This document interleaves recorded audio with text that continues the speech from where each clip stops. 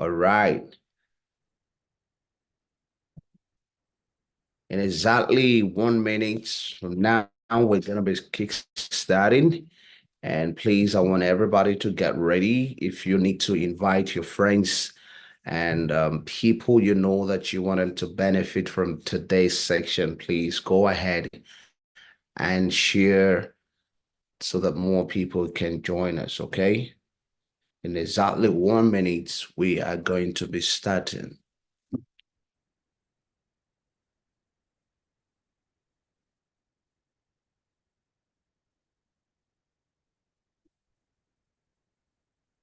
All right, so ladies and gentlemen, thank you so much for joining in this morning section. And of course, it promises to be another exciting moment.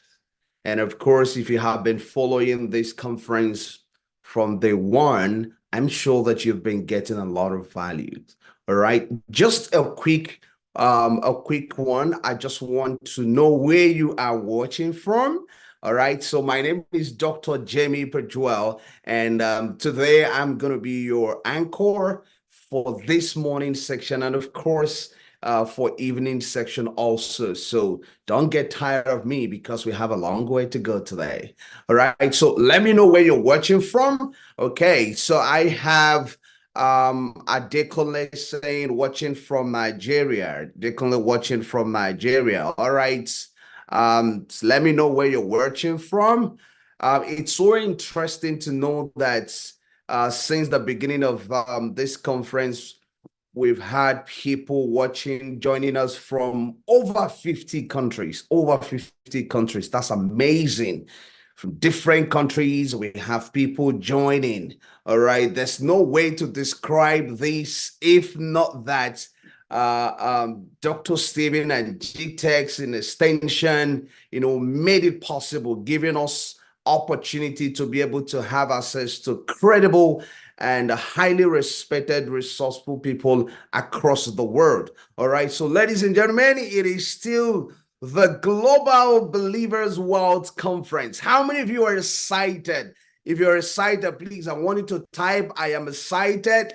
If you're excited, type, I am excited in the chat box. All right. If you're excited, type, I am excited. Type, I'm excited. So I've seen someone typing that already. Come on, come on, come on. Let me feel the energy. There's no distance here. Let me feel the energy. I am excited. I'm super excited. Ready to learn, ready to network, ready to learn, and ready to network. All right.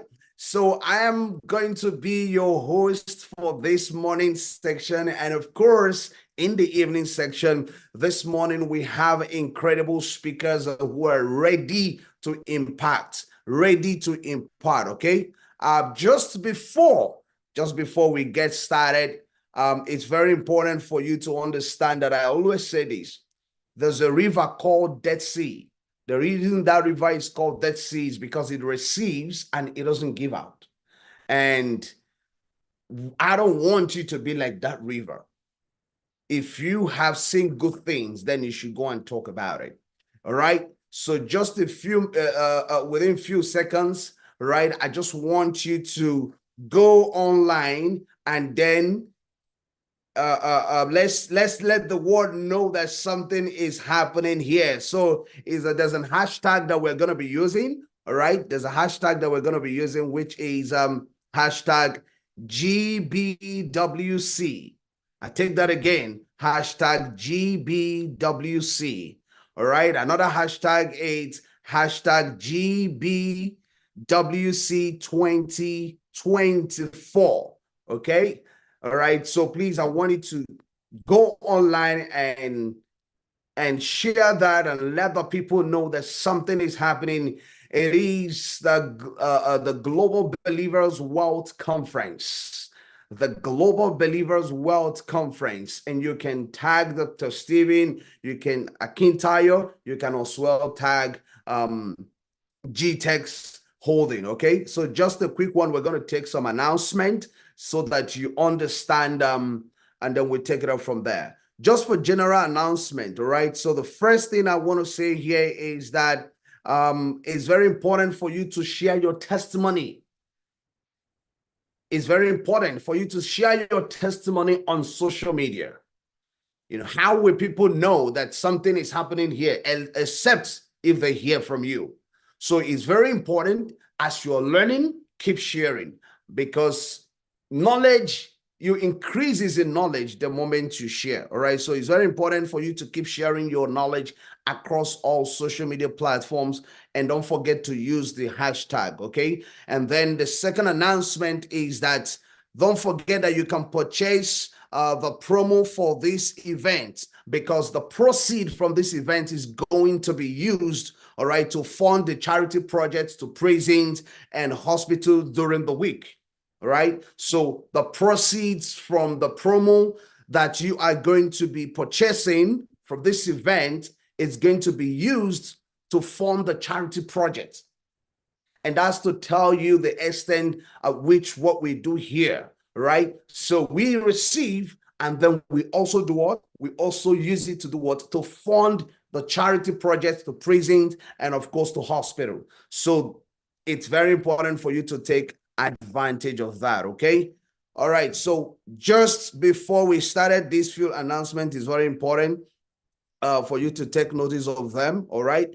And of course, just before we get into the event, yeah, please, if you can check the chat right now, you can see all the links, all right? You can see all the links right now. You can see the promo code. So we have it there. It's the #1 entrepreneurship promo. There's a link there for you to click all the books combo. You can as well access it. All the real estate combo, you can as well access it. The motivational combo promo is also there, right?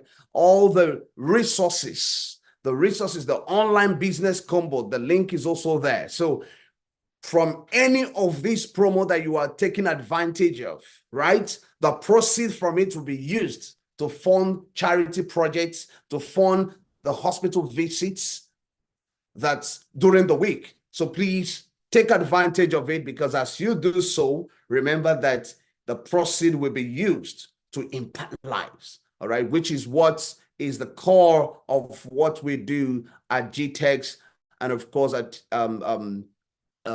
Stephen Akintayo Consulting and Foundation. So it's very important for you to please take advantage of this promo before it ends. Take advantage of it. All right. So let's go back again to that exciting moment, ladies and gentlemen. And then just after that, we are going to have an advert played. And of course, right after that, I'm then going to come back again to also to be able to invite our first speaker for the day. All right. So before we get into that advert, I want to feel the energy again. Come on, use an icon to express how you feel right now. Come on, let's go, let's go, let's go, let's go. I want you to use an icon to express. Tell me how you feel right now. Do you feel fired in your bones? Do you feel excited? Come on, I wish I can hear you scream louder, but I want you to use an icon to just express how you feel. Come on, let's go, let's go. I'm seeing fire expressions. Come on, let's go, let's go. Let's go, guys. How do you feel? Express that with an icon. I'm excited and ready to learn, excited and ready to learn, excited and ready to learn. You see, one thing I always emphasize is, you see, events like this, anything you are trying to achieve, someone else has retired from it. So events like this gives you an opportunity for you to learn from those who have gone ahead of you. That's the beautiful thing about this, what is happening here today. And secondly is, imagine if you have to pay each of these speakers to learn from them one-on-one. You just imagine. But by being part of this platform, you are having that opportunity to learn. You are having that opportunity to learn. And please, like I said before, there is a river called Dead Sea. It receives, it doesn't give back. That's not who we are. So as this event is going on, I want you to keep sharing the things that you are learning across all social media platforms. And please do not forget to use the hashtag, okay? So ladies and gentlemen, just exactly at if 11:10, I'm going to allow the media team to be able to play the advert. And then right after that, I'm going to come back to introduce our first speaker for the day. All right. Once again, my name is Dr. Jamie Pajuel, and I'm going to be your anchor and your host for today. All right. So, media team, over to you. Right now, please, let's have the... Embark on an extraordinary journey at the proposed Jasper Estate, Katy, where luxury meets legacy. Our esteemed guests witness the splendor of our estate, creating unforgettable moments. Seize your opportunity with easy investing. For non-U.S. entities, Step 1. Log in at www.gtexthomesusa.com. Step 2. Click Invest Now. Step 3. Fill out your KYC. Step 4. Make a payment. Minimum investment is $10,000 USD for U.S. entity accredited investors. Step 1. Log in at www.gtexthomesusa.com. Step 2. Click Invest Now. Step 3. Complete your KYC. Step 4.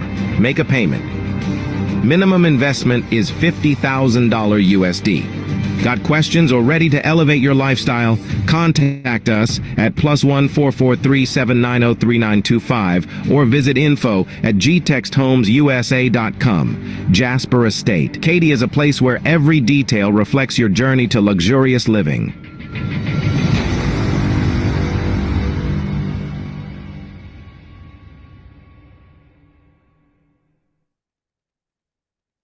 Step into the world of real estate where trust reigns supreme.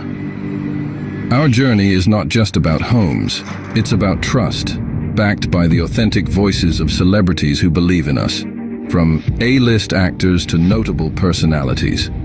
These videos are more than endorsements.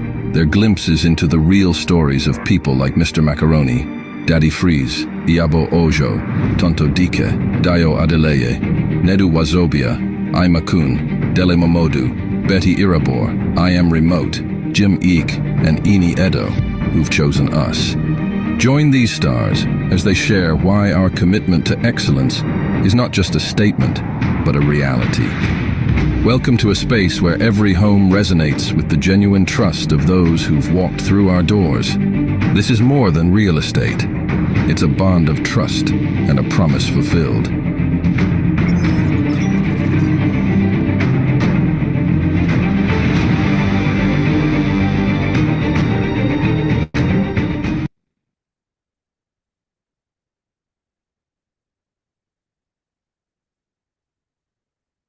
All right.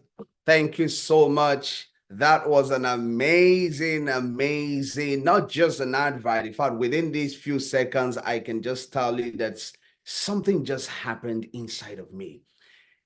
You see, how do you explain something that once started as an idea and then now grew to become a global brand? I'm sure many of you don't understand, or you don't even know the story of GTEX Home, the story of Dr. Steven. Today, you're going to have an opportunity to be able to listen and understand and learn from someone that started from scratch and built a global brand. I mean, the moment I saw that GTEX Home USA, it did something in my mind. It did something in my mind. So, friends, I want you to prepare your mind. This is your opportunity to be able to learn from someone whose story is authentic, someone you can relate with, someone you can trace his track record, someone you can trace his past, someone you can even be inspired by his future. All right, so media team, I know that you have a video for Dr. Stephen, the introduction to play. Please, if you have that, I would like you to go ahead and play that video, please, before we invite him over. Please, over to you, media. If you have that video, please go ahead and play it. I'm super excited to know that we have people already joining from South Africa, all right, and other countries. I'm super excited. Thank you so much for joining. Oh my God, we have somebody joining from Spain. Victoria joining from Spain. That's amazing. Thank you so much for joining us this morning. And I assure you that you are in for a great experience. Media team, please, do you have the video? Over to you.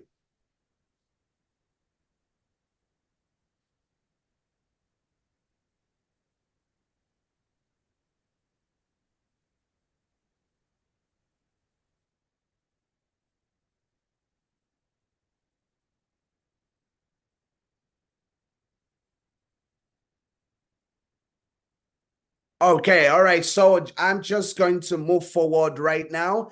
And while we wait for the video, so ladies and gentlemen, I count it a great privilege and of course a great honor to be the one to do what? To invite Dr. Stephen Akintayo. Please, ladies and gentlemen, I'd like you to make some noise if I give me your reaction. The energy. Fill this room with energy. Come on, come on, come on. Let's make welcome the man under whose leadership and vision we are here today. Please make welcome Dr. Stephen. He's not going to start until I feel the energy. Come on, let's go, let's go, let's go, let's go. Thank you so much, sir. We celebrate you. We honor you. Thank you for showing us that it's possible. Thank you for proving that impossibility, it's nothing. Thank you so much. You have the platform right now, Dr. Stephen, over to you. Thank you so much. I wanna give God all the glory. All the glory must be to the Lord, for he is worthy of our praise. No man on earth should give glory to himself. All the glory must be to the Lord, all the glory must be to the Lord, for he is worthy of our praise. No man on earth should give glory to himself. All the glory must be to the Lord. Father, we thank you for this morning. We thank you for your good hand that has brought us together this morning to learn about how you want us to build wealth in a godly manner, in a godly fashion. We've come to return all the glory to you. We've come to thank you for your good hand over everyone watching from all over the world. And we've asked that this morning you breathe on us and teach us and open our eyes to deeper things in the name of Jesus Christ. Thank you, Heavenly Father. In Jesus' mighty name, we have prayed. Amen and amen. And good morning to all of us. Help me celebrate an amazing man I met many years ago when he was still in Nigeria and did not have a big cheek and even now big tummy as a result of moving to Canada. An amazing man. He's a man of excellence. He's a man of exceptional qualities, a leader, a manager of people. Amazing. Celebrate, ladies and gentlemen. I was privileged to be the one to give him his honorary doctorate award in Rwanda. Celebrate, ladies and gentlemen. Dr. Jamie Pajua. Give it up for him. Okay? Give it up. Come on, everybody. I want to say, help me celebrate him. I think it's a culture we want to learn. Remember, day one when I talked about the power of honor and how we must build that culture of honor. And I said, one thing you associate with wealthy people, they know how to honor people. They know how to. I went to visit a very rich man in Houston, very, very rich man. And he's a Nigerian. The man lives on a 30-acre property. I entered the place. It was as if I've entered his village in Delta State. I kid you not. I mean, it was a whole Nigeria replicated in Houston. He had all these various type of animals that have been, converted and they look like statue. You always say you don't kill animal in America. This man hunts because the land is so big. He kills animal bush meats. If I was scared to eat the bush meat because I still felt like if they arrest me. This is Houston, right? He brought out all manner of guns. He had all manner of guns. Nigerian. And I was like, hey, Nigerian. But all manner of drink. He brought us a one tango I don't drink, brought one of 60-year-old, 66-year-old drink. I mean, like there is money where it is. But guess what? He didn't even know me from anywhere. Somebody else brought the two of us, myself, Dr. Dele, Chief Dele Momodu, myself, and I brought a friend. And he offered all of us, right, all expense paid trip to Dominican Republic. Hotel, he said one of the best, house we've ever stayed in. He's going to lodge us there. It's how wealthy people honor people, right? When you meet poor people, who is it? Don't mind him. And it's why they won't mind you too, right? What is the big deal, right? It's why you are also not a big deal, okay? It's also why you are not a big deal. I have learned over the years, successful people live with honor. They love to honor. And I've moved around very wealthy people. That's what I see. Everybody's laughing. Everybody's excited. There's so much, you are treated with so much respect and dignity, and you then understand why they remain wealthy. And you then understand why people can't say no to them, right? You then understand why they continue to be richer and richer. If there's one thing we're starting with today, let us become people of honor. It takes nothing to live a life of honoring people, celebrating people, choosing to see the good in them rather than the evil. Even when it comes to marriage and relationship, the reality remains that there's no perfect husband, there's no perfect wife. When you see people live together for long, they decided to focus on the strength rather than the weakness. They decide to honor the good part of themselves rather than the bad part. That is the ultimate truth, ladies and gentlemen. Honor people, and you will never be poor in your life. Come on, everybody type it. Honor people, and you will never be poor in your life. Honor people, and you will never be poor in your life. Because that honor, you remember I told us about how money is a function of pleasure, right? Honor is another expression of pleasure. And so when you honor people, they will empty their account. You see, you've learned from all these musicians who perform, right? Even that they did not customize it to you. Oftentimes they put my picture and you see people call me Odogo of real estate. And sometimes you use this flavor song, the conqueror, the lion is here. Your head will be swelling up. No matter what, you can choose to act as if, but your head is swelling up. Now imagine musicians who now start mentioning your name, right? Reverend Sam shared a story, 2 Sundays ago or so, about how his father went to a party and the musicians started praising Reverend Sam's dad and started praising him. He brought out the money in his pocket as I was praying.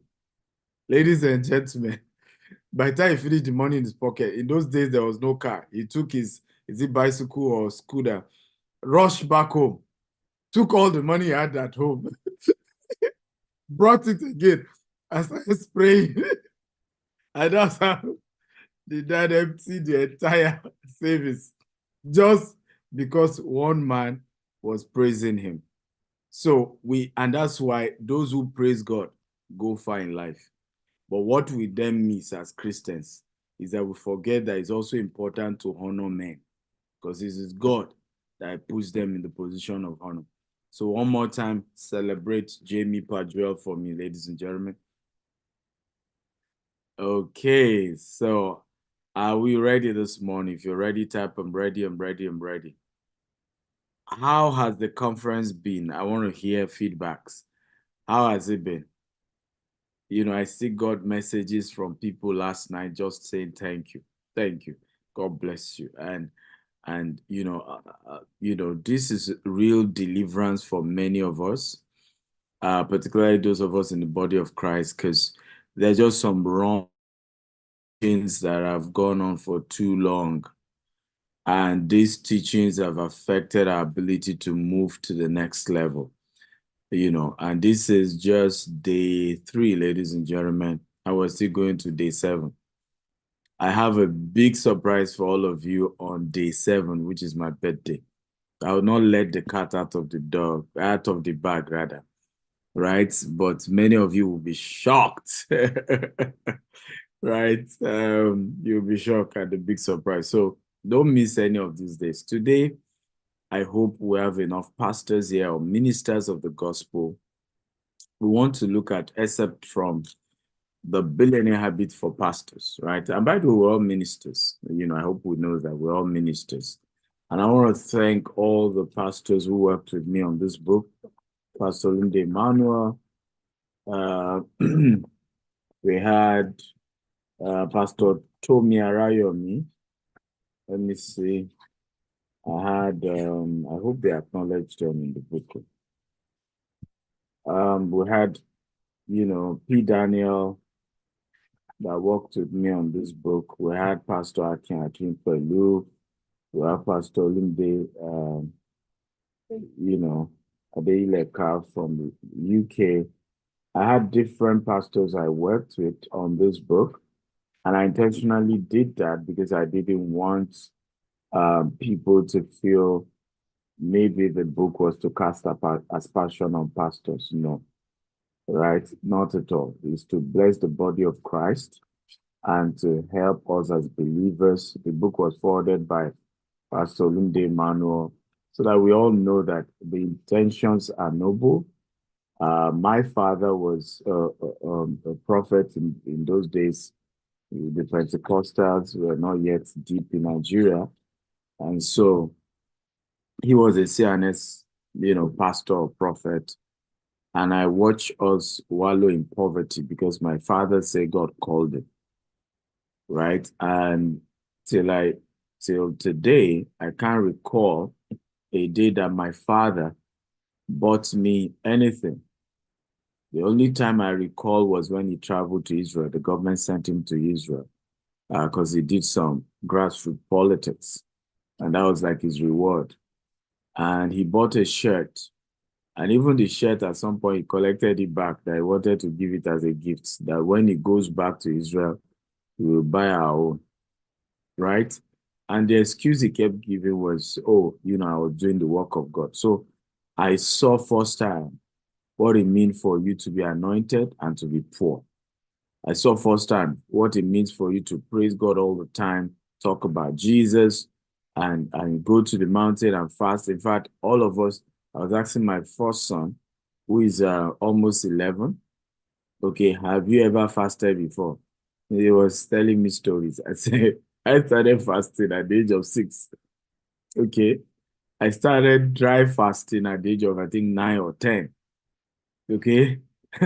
because of the background I was in. But with all of the fasting and prayer, we got poorer and poorer and poorer. And so today, these are powerful conversations, and it's still helpful for those of us who are not ministers as well, but it's specifically tailored for ministers. Let's start with the misconception about money and prosperity. Number one, we always have this misconception that money is the root of all evil. Is that true? I want to get an answer. True or false? Is money the root of all evil? Yes or no? Tolu say false. Tayo say false. Janet says false. Okay, so majority of us are saying false.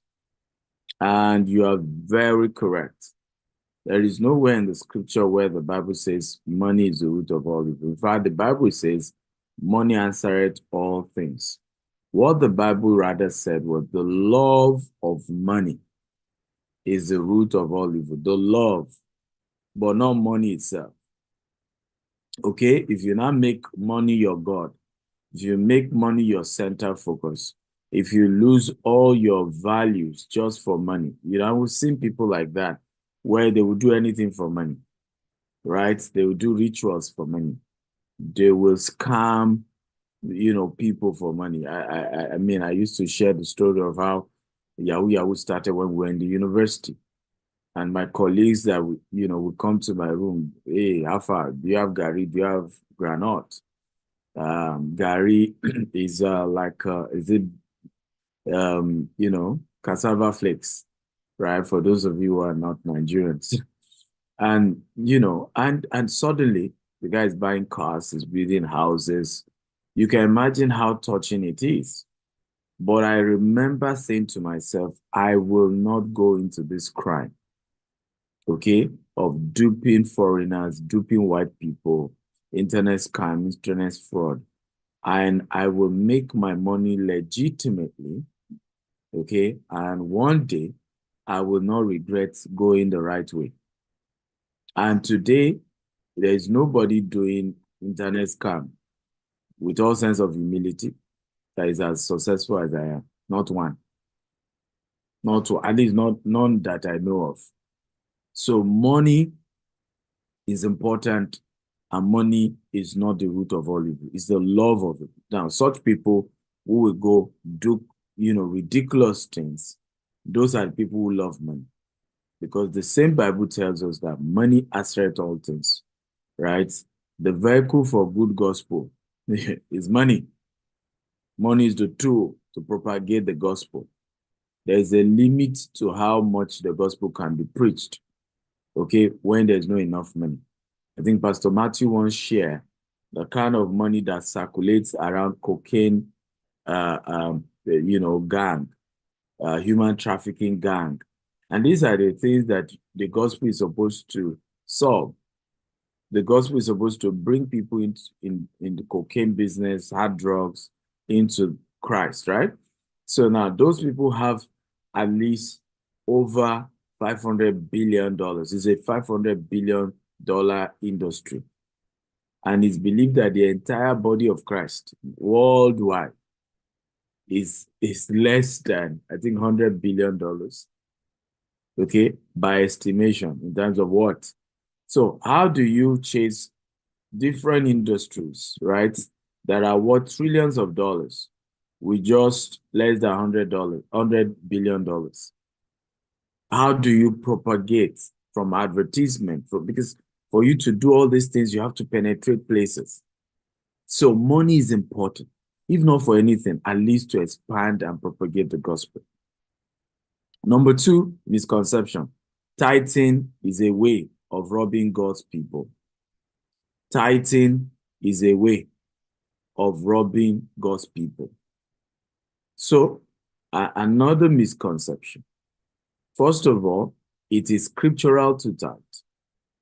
Okay? But hear me today. It is not compulsory to tithe. God is not hungry. Okay? So, you are supposed to tithe out of your love for God. It's not compulsory. You will not go to hell because you did not tithe. But when you tithe, there's a blessing that comes with it. The windows of heaven are open over you. You will not go to hell for not tithing. So let's address these misconceptions, right? Let's address this misconception. Tithe out of love for God. In fact, some of us even do more than 10% out of love for God, right? Of our earnings goes to not just, again, work of God. Sometimes some of those funds go to helping widows, helping orphans, helping the less privileged, right? So it is scriptural to tithe, and is not in any way taking away from you. Your 10% will not make you poor. It's what you do with your 90%, right? It's what you do with your 90%. So it's good to tithe, but it's not compulsory. Nobody is holding you at gunpoint to tithe. Do it from a place of love. I used to have years ago where I'll never forget it. I would make a vow in church, during our convention. I would be vowing something I don't even have.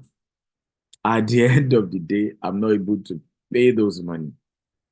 And then I carry the guilty conscience. And today I look back and I realize that is part of the reason what kept me poor. So I want to pray for somebody. If you're in that category, kindly let me know. Anybody in that category, you made a vow in church for money you're expecting, money you don't even have, and you've not been able to pay, and it is already hurting you. You're feeling guilt. You think the reason why you're struggling is because you've not made that vow. I want to pray for you today in the name of Jesus Christ, and by the mercy of heaven, I release you of that vow. And I say, go free in the name of Jesus Christ. God bless you. So I need you to know that God does not hate you. You don't serve a God that, want to collect what you don't have to start with. It took me years to get to a point where I now don't vow about what I don't have. And I think it will help many of us. Remember, I shared with us about budgeting your giving. Now I look at what I have and I make a vow from what I have, right? If God then opened the windows of heaven and I have more, I will go back and add more to that project. But as at the time I am making the vow, I ask myself, what do I have? And I learned this, looking back to the scriptures, when Elisha, the widow, came to Elisha and he asked her a question. And he said, what do you have? He said, I don't have anything. I don't have anything but for a jar of oil. He said that exactly that. Go and get as many bowls as you can and just keep pouring that. Remember the widow of Zarephath as well. What do you have? I don't have anything. What those two scriptures are telling us is that God will always multiply what is in your hand, not what you don't have, not what you are hoping to have. The little you have, that is what is the tool for multiplication. Same thing when Jesus fed 5,000. What do we have? Oh, except for a loaf of bread and 2 fishes. That is enough for multiplication. I see God multiply what is in your hand. Can I get a louder amen? So it's important to know that what is in your hand from where you are and from the place of love for God is where you must give. And the reason you are poor is not because you pay tithe. The reason you're poor is because you have not managed your money well. What are you doing with your money? And each time I talk about this topic, the good news is I have never taken a tithe in my life before. Never. Even when I used to pastor, I didn't own the church. They just made me to pastor a church, right? I've never taken a tithe in my life. I don't have a ministry that I want you to come and tithe into. So this has nothing to do. I'm just teaching you what has worked for me. It is not the 10% that has made you poor. It's what you have done with the 90%. Okay? It's what, because 90 is more than 10. Okay? And it is not because you did not even pay tithe, that's why you are poor. There are people who don't pay tithe and are rich, but they give. And that's another thing we must get clearly. Dangote does not pay tithe, but he's a dangerous giver. Even though people is a prudent man. A lot of people tell you he's prudent. But there's a lot of institutional giving that goes on with the Dangote Foundation. A lot of institutional giving, right? So we can go on and on. Elon Musk does not pay tithes, but Elon Musk does a lot of charity calls. Bill Gates does not even believe that God exists, but Bill Gates gives. And some of these people, if you check, they give more than 10% to helping the cause of the needy, to helping the cause of global climate, going to countries of the world and helping and changing lives. They give many times more than 10%. So what are we saying here? You are not poor because you have tithes. That's not the reason. And you're also not poor because you did not tithe. Okay? You're not poor. Majority of why most of us are poor is number one, we do not plan our finances. No financial intelligence. You don't even read books of money. If I ask many of you now, how many books of money do you have? Many of us don't even have. How many seminars on money have you attended? You don't attend. So how will the money come? Okay. He says he will bless the work of your hand. Okay. Does the work in your hand, does it have the capacity to make you a millionaire? Does he have the capacity to make you a billionaire? So if you don't open up channels for God to bless you, even if you have tithes, if you like tithe from now to tomorrow, if I tithe 100%, empty your account, you will still be poor. Okay? You will still be poor. So please, again, the fact that you tithing is not a way of robbing you. God is not a robber. My God is not a robber. And you can quote me anywhere. I can challenge any pastor anywhere. Tithing is not from a place of compulsion.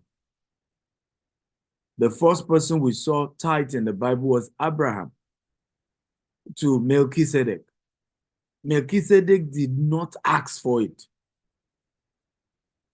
It was a choice by Abraham to give 10% of what he got from a war. It was a choice. It was a choice. So please, don't be under burden. Okay? Are we blessed this morning? If you're blessed, type I'm blessed, I'm blessed. Number 3.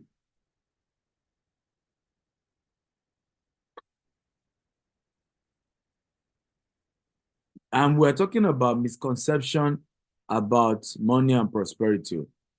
Rich pastors, there's a typo error here. Number 3, rich pastor is taught money from church members. That's number 3. Rich pastors extort money from church members. Some do. Yes. A lot of pastors who do extort church members undue pressure, right? Come and sow here. If you don't sow, you go to hell. Come and give me. Come and do this. Yeah, some do. But not all do. Right? And not every rich pastor is extorting church member. I've been attending Bishop Oyedepo's ministry for over 20 years now. Okay, I'm here to see a day he has extorted me. And in that 20 years, at least over 12 years, is directly under him. Right? The same church he pastor. I'm here to see the day he extorted me. Right? Every time I have given, it has been from a place of love. There was no pressure. There was no burden. The reason why some of us give in that ministry is because our life has been changed. Our life has been transformed. Okay? And what most people don't know is that every day people send money to Bishop Oyedepo all over the world in different currencies. And I'll tell you how it comes. He started writing books over 30 years ago, almost 40 years now. And one of the wise things Bishop did was to make sure the book spread across different nations of Africa. So you see people who say, and it's happening to me too. Right now, I get messages from Rwanda, Kigali, Botswana. As I speak to you, I have a guest in Nigeria that came to see me from Sierra Leone, from the government of Sierra Leone, wanting me to come and do real estate. As I speak to you, I can send you voice messages of appeal from Liberia that the new president wants to see me. And they need us to help them in their country and invest there. Guyana, I'm having a visitor on Thursday. I can go on and on. But some of the things that happen in those countries, how did they hear about me? Some of those countries, I've never even been there. I've never even been to Liberia, Sierra Leone, Guyana. But some people got my books. Their lives were changed.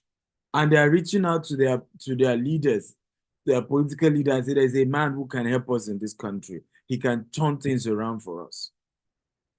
So, and people now whose life has been changed after following Bishop Oyedepo for years, they will now send gifts, envelope, mail, dollars, all types of currency. Thank you, sir. You blessed my life. It's already even happening to me that is not a pastor. I go for meetings and somebody has put $1,000 here, $5,000 there, say Richard card here. You know, my PA, they're always begging him, give us doctor's account. I want to sow a seed. I don't pastor any church. But because people feel this man at one time did a free seminar, just touched my life. He didn't even collect a dime. If you are charged, I wouldn't have been able to pay. And those sessions turned my life around. I owe to give him something. Are we learning, guys? If we're learning, type I'm learning.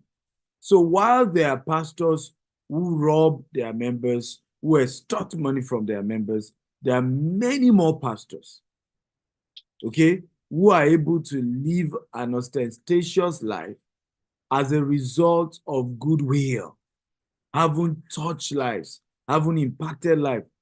On Pastor Olumide Manuel's 50th birthday, his sons came together and bought him a brand new car. He didn't ask them to do so. But you know what?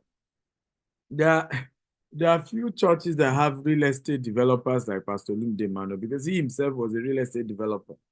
So many of his church members eventually started their real estate business and were able to get his counsel to grow it. And today they constantly sow. Okay? There are also people, pastors who became wealthy as a result of doing business. And those are the ones I want to talk to today. Pastor Olumide Manuel is one of those people. He doesn't need to show you all the time the name of the company, but he's invested heavily in real estate, one of the earliest developers in Nigeria, in Nigerian history. A lot of developers, I got to meet Pastor Olumide Manuel, by the way, later in life. You know, our relationship is even less than 5 years, I think, or, you know, so or thereabout. But a lot of developers you know today in Nigeria, some have even worked for him as a staff, right? You know, in his own real estate company. Many had been under his tutelage because he started way, way back. Of course, he had challenges, which is normal in business, right? But he did business, made money legitimately for himself, had houses in UK, US, all over the world. So if you see the man now, say he has this, and you're assuming that it's because he's a pastor, he must have extorted church member. That's not true. So let's stop generalizing. These are misconceptions. Number 4, having more money can make you lose interest in serving God. I don't think so. I don't think so. I think having more money makes serving God easier. Makes it easier. Okay? Makes it easier. In fact, how we know you truly love God and you were not following him all this while because of need, because of what you wanted to get, is when you are able to have money and still love God. That's how we know. I don't believe you actually loved God If after you become rich and you forget about God, then it means you didn't love him in the first place, right? You were trying to use God, kalu, like gambling. Maybe if I go to church 20 times, then God will bless me. If I go and sweep the church, then I'll get the job.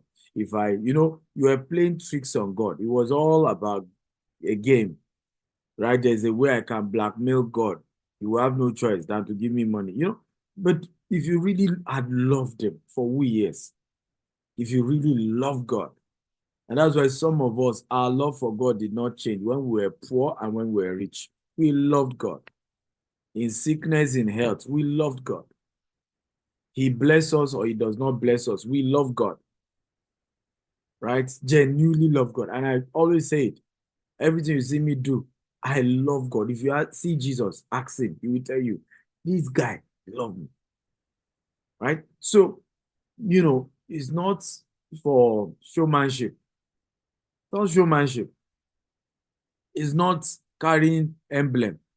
It's not putting the thing on your head. If I tell you that all the disappointment I've faced, majority of them, the times I've lost money and I was scammed, real scam, and I'm not doing, Nigerians now, even customer service issue, now scam, everything I fall under. I'm not talking of those ones. I'm talking of legitimate situations where people collected your money, right, and disappear. Real, it wasn't like, oh, there was a mistake, they didn't call you on time, or the customer service did not treat you well. That's not what we're talking about. Real scam. There are people who came, who were holding Bible like this. Hallelujah, glory to God. Sir, Brother Stephen, let's hold hands and pray. Let's pray. Hey, and they were speaking in tongues, and yet they still scam me.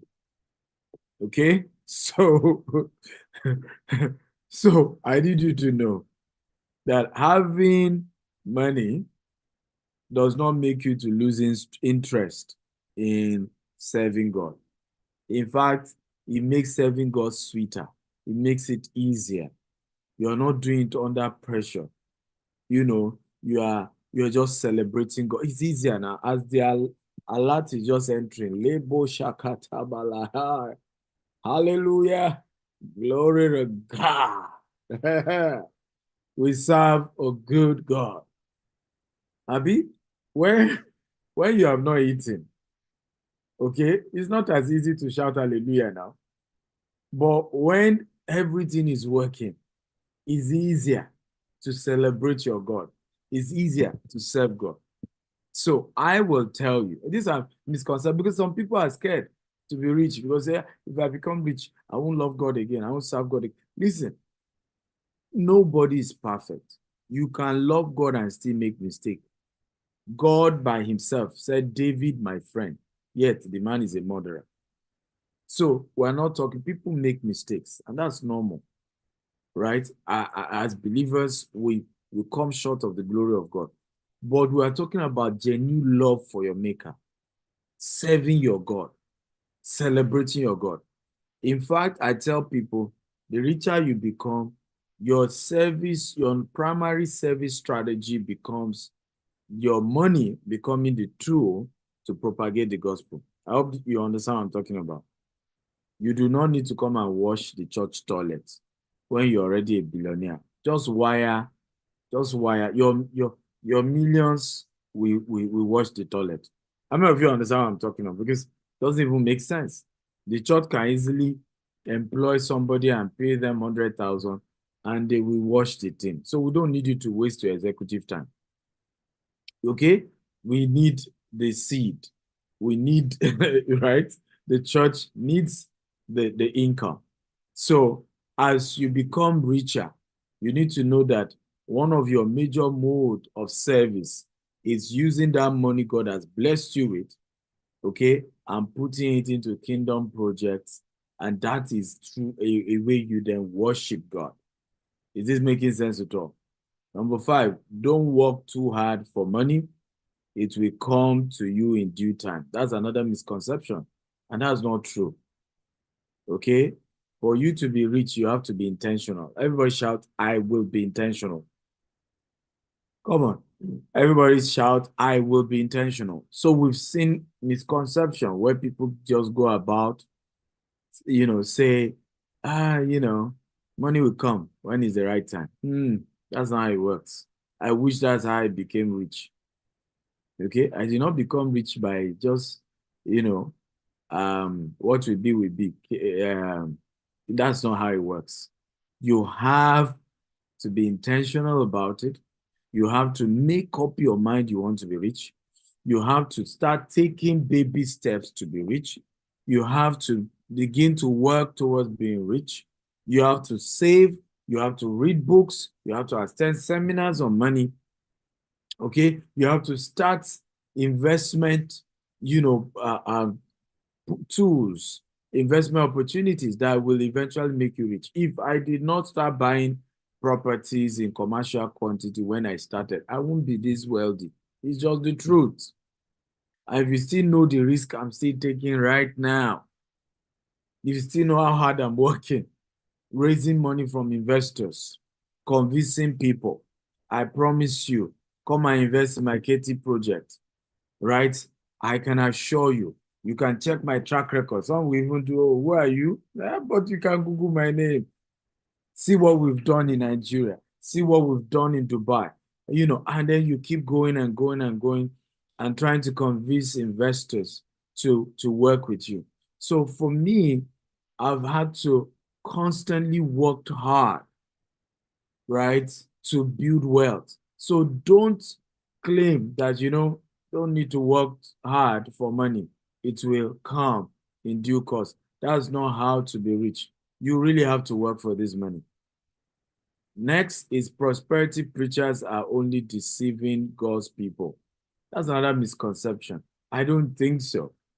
If you were born in the 70s or in the 80s, like I was born in the 80s, you will know something we used to call as poor as church rat. Who remembers? In our church, in my local church, right, in the 80s and early 90s, I remember we only had two cars. Okay, the judge, who was the assistant Baba Joe, the assistant head of the church. We used to have like the, supreme head of the church. He was a judge, right? I think a federal high court judge or something, but it was a judge. So he had an official car. I think there was another man we used to call Darosha. He had and he started all this like auto parts mechanic shop where he had a lot of people doing that. Those were the two people who had cars when we come to church. And I'm talking of a church of over, I think, 500 people, if not, because it was the headquarter church. So if you were, in those days, you would know how poor church people were. Christians were always the poorest anywhere in those days. So if you come today and you are insulting prosperity teachers or preachers, it was them that opened people's eyes so that God can bless them. Most Christians were not buying land until prosperity preachers came, because the preaching in those days was that we were preparing for heaven. The rapture was going to come, and that there was no point. We should be suffering, while preparing for enjoyment in heaven. So why enjoy here on earth? So, and that was the teaching. And so a lot of Christians will not even aspire to grow in their career. Christians were not aspiring to grow in their business because they made up their mind that they were preparing for heaven and there was no point to be rich. Okay? Until this preacher started telling us, God wants us to be rich. God wants us to be rich. Of course, for everything, there's an excess. And abuse became the principle of the day. So some people then abuse that whole movement. But we should not take those who abused it, because like we've always said, anytime you see a counterfeit is a proof that there's an original. Come on, everybody type it. Anytime you see a fake, it's the proof that there is a what? An original. Right? Anytime you see a fake, is a proof that there is an original. So it's important to emphasize, ladies and gentlemen, that you have pastors who have been, deceiving people and extorting members, and were just using prosperity preaching to deceive people. Mean that they're also genuine ones who genuinely are preaching about Christians becoming wealthy legitimately. So have we learned at all? So now that we've changed all these misconceptions, now what are the biblical truths about wealth and prosperity? What are the truths? Number one, Proverbs 10:4. It says, he becometh poor that dealeth with a slack hand, but the hand of the diligent man maketh rich. So biblically, hard work, smart work, network. Remember, I taught you this principle. Hard work plus smart work plus network equals to wealth. It's in the scripture. So the biblical truth about wealth is that work hard for it. Okay? Those are biblical truths. Work hard for it. Earn it legitimately. Put in your all to get the wealth. Let it be legit. Do all that is required. Serve people well. Don't cut corners. Don't cheat your partners. Right? If things go wrong in business, and they will, communicate it to your partners. I have had seasons in my life in business many years ago when things went bad. And I remember calling my partners, and they will insult me. And in those days, I used to pastor. Now I always say I'm a retired pastor. So they knew me as a pastor. And you see them say, Pastor, fake pastor, Pastor, Ole, Barawo. Yeah, maybe that's the reason why I hate people calling me pastor now. Because they just blackmailed me with it. Okay? I was so blackmailed. And yet I'll be on the phone trying to explain and apologize to the person why the money the deal we did that didn't go bad. And I told the person I would find a way to pay back out of integrity. And in the case where I have given an installment payment spread, and then the money didn't come, and I'm calling the person, they will insult me to my bones. And I'm still on the call. In fact, some of that time they insult me. Are you there? What do you want me to say? I'll say I'm here. I say I'm sorry. Give me another 1 week, right? As I get the money, I will send. The good news today was every one of those people I paid back.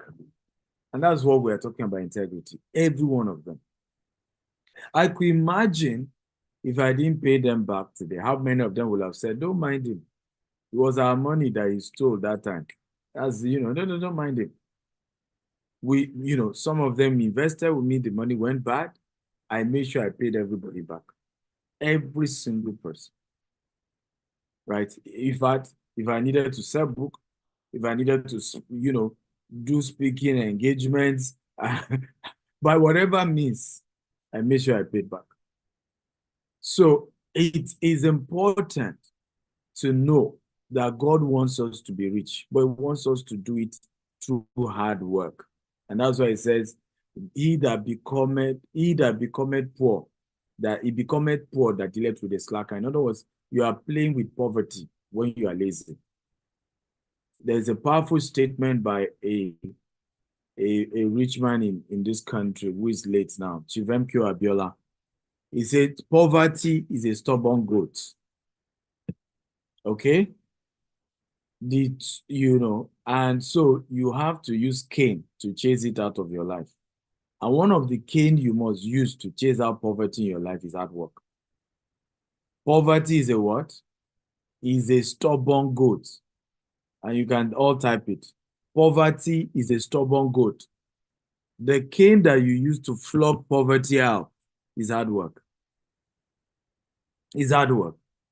So today, when some of you say, I remember some people still think I work hard because of money. It has nothing to do with that. It's not even about money. It's just that poverty is a stubborn goal. So you must keep the cane handy. You must keep the cane handy because you want to come back. That's what that analogy is saying. That it will want to come back. So you keep flogging with hard work. Get out of my life. Get out of my life. I'm not going to be lazy. I will keep working hard. I'm a hard worker. I'm a smart worker. I'm a networker. I'm a hard worker. I'm a smart worker. I'm a networker. Many Christians have done well in hard work, but they are not doing well in smart work. Many Christians have done well in hard work and smart work, but they are so rude, they will never network. Everybody is a sinner. Everybody is the devil. Everybody, they are the only one that is holy. Everybody has committed crime. Everybody is a sinner and is not worthy of their network. You will remain poor. You see, there are certain type of money that you don't get by hard work and smart work. It only comes from the hands of those who already have it. There's certain big money. There's certain big. That's why you notice that there's a level you get to. No matter what, you have to start dealing with government. There's no way Elon Musk will have done it. At this level now, Elon Musk deals with countries, presidents of nations, because of his satellite. Right? You saw how Israel wanted him, how the Middle East wanted him. How many of you know what I'm talking about? Because of his satellite. Everybody needs that satellite. Government needs that satellite. So the higher you go, it's at a level. That's why it's difficult to operate. When you get to a level, it's government to government. The bulk of your deals is government to government. It's nations to nations. And there's nothing you can do about it. Are we learning? For learning type, I'm learning. Genesis 13:2. And Abraham was very rich in cattle, in silver, and in gold. I started day one explaining to us that all our covenant fathers were businessmen. Abraham was a businessman. He was into animal, husbandry, if you call it. He had a lot of cattle. But he was also a trader. He had silver, he had gold. Okay? So our covenant fathers were business people and they were wealthy, they were rich. Abraham was so rich that his slaves gave birth to 300 children. Can you believe that? How do we know? When Abraham needed to go to battle, the Bible says that those that were raised in his house were 300 army that he went to go and fight with. Do you know what it means to be rich enough to have 300 employees and those employees give birth to children? Do you know how powerful that is? Can everybody shout, I will never be poor? Come on, everybody shout, I will never be poor. So you and I don't have a reason to believe poverty is the move. And for those of us who are ministers of the gospel, this mindset that poverty makes you more righteous is not scriptural. Okay, Genesis 26 verse 12. And then Isaac sowed in the land and received in the same year 100-fold. And the Lord blessed him. Please, whenever we read this scripture, let's read it in the right context. The word sow here did not mean that Isaac gave offering. Isaac was a farmer.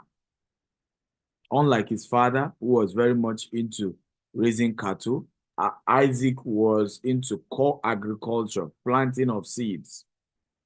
And that's why he was one of the earliest inventors of irrigation farming. So when you read and the Bible says, and Isaac dug first well, they blocked it. He dug the second well. Is that when others were reaping in a particular season of the year when it rained, Isaac was reaping every season of the year because he was using his well to water his farm in all season. So Isaac constantly was harvesting. He was a farmer. Let's start reading the scripture right. Let's start putting the scripture in the right context, and we'll begin to understand. What is this telling us? The biblical way for everyone to become rich, whether you're a pastor or not, whether you're a minister or not, is that you must sow, and I'm not saying offering now. You must invest. Let me use the word that will help us to understand. You must invest in something. Are you investing in real estate? Are you investing in buying shares of Fortune 500 companies?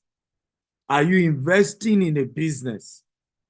Do you have businesses you put in your money? You cannot just sit down and close your eyes and say, money come to me, money come to me. Yes, miracle is seasonal. Okay? Miracles are meant for intervention.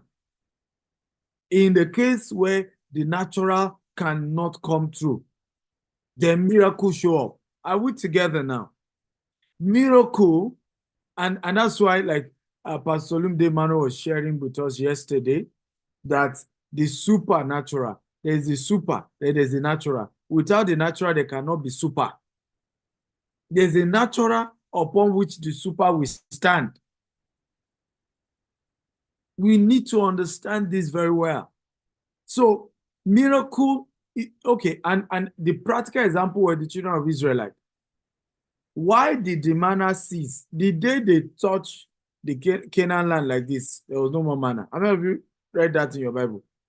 Manna stopped immediately they got to Canaan. Manna stopped. Why?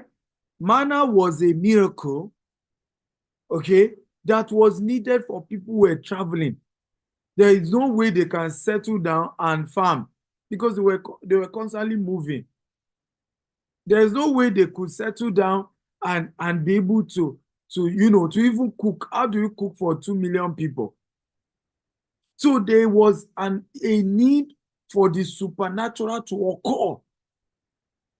The supernatural is real and it's always possible. But it's not something that you are using God as if he's a magician. God is not a magician.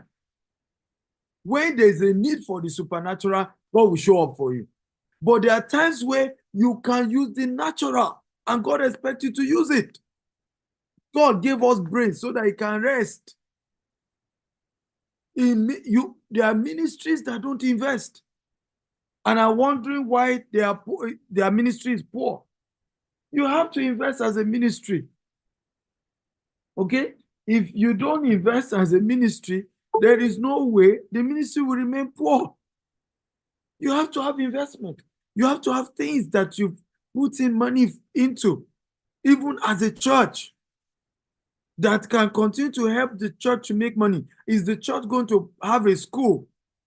Is the church going to have, a supermarket? You must think, even as a minister, I'm not just talking about you as a pastor alone. Even you as a ministry, you must invest. That's the word, sow there. Isaac invested in farming. And so he reaped 100-fold and God blessed him. So my time is up. But in the book, we shared about, I think, almost 20 business opportunities you can do. I even talked about Pastor Matthew. Pastor Matthew now is building a multi-billion estate in the Bejuleki side. If you go there, you will shout Jesus is Lord. And he's marketing it himself. I'm not asking you to do the same. Because when you as a pastor begin to do business, people might want to blackmail you. But you should invest in other businesses. There are businesses you should put in your money.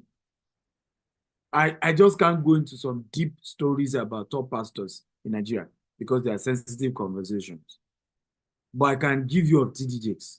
I met a Nigerian pastor who one time was sharing with me, said, Dr. Stephen, come and teach me business. This is a big father in faith. And I said, what happened, sir? He said, well, I met TDJs. And TDJs told me he has 18 businesses and asked me how many businesses do I have? And I told him I don't have any. that when he sent us out, Lakers did anything without pause, without and TDJ said, what? That is nonsense. And now he's taking the need to have businesses seriously. Okay? Please take it serious. You must invest in businesses. You must invest in real estate. You must invest in assets. Dealing with the metaphor as poor as church rat was because Christians were not investing. I'll stop here. You can read more on the book, The Billionaire Habits for Pastors. It's for ministers, church workers, leaders. It's just going to deliver you from some wrong mindset about wealth. And you will then be able to see clearly that for a financial miracle to happen, the natural must work with the supernatural. The natural and the super. So you will do your natural, then God will do the super for you. Are you blessed today? If you're blessed, type I'm blessed, I'm blessed. So today we're visiting Ikoyi prison this morning. As soon as we're done, we're off to Ikoyi prison to minister and bless the people, not to minister alone with words, but with gift items, and then on Thursday, we're feeding over 500 widows. We're not giving them raw food, but we're packaging food for them to go and use to feed their families. And then on Saturday, we're going to a hospital and we're paying the medical bill of everybody in that hospital. We have hospital today in Nigeria where they don't release people until those people are able to pay their medical bills. The last time I did this, I was so moved seeing people stuck in the hospital. Maybe they gave birth through CS and they couldn't pay the balance, and the hospital won't let them go. And the bill keep increasing and increasing and increasing. So we're going to hospitals to pay all those hospital bills. And for me, that is what true Christianity is about. People are asking, how do I get the book? It's on Amazon and it's also on my website, store.stephenakintayo.com. Store, S-T-O-R-E .stephenakintayo.com. Or you can call the office. You can call the office and they will attend to you. Plus, the office is plus 234 8180000618 plus 234 8180000618. You can call the office and ask for the book and you'll get it. When it came out, we gave it to over 3,000 pastors for free, because for me, it wasn't a money-making project. It was to help believers, ministers of the gospel, because if our pastors don't learn about wealth, they will keep the members poor. If your pastor is poor, you'll be poor now. If your pastor is rich, right, you are motivated to work towards becoming rich. So the leadership is very, very critical. Thank you. God bless you all. Okay, well, remember the books we're buying. These are the books, all the book combo we have. There are promo going on them, and all proceed goes to the charity project we're starting today. So feel free. They put the link. You can buy them, and then we have this seminar about our KT property. You can register. It's free and be part of the KT events, and you're going to learn. You can just screenshot. If you want to learn how to be a property agent and broker with us, you can scan the QR code and you can attend that as well. And then if you're in Abuja, we have the real estate investment masterclass. Today is the last day for you to pay the early bird 200,000 naira. After tomorrow, you will have to pay 300,000. So God bless you. Thank you.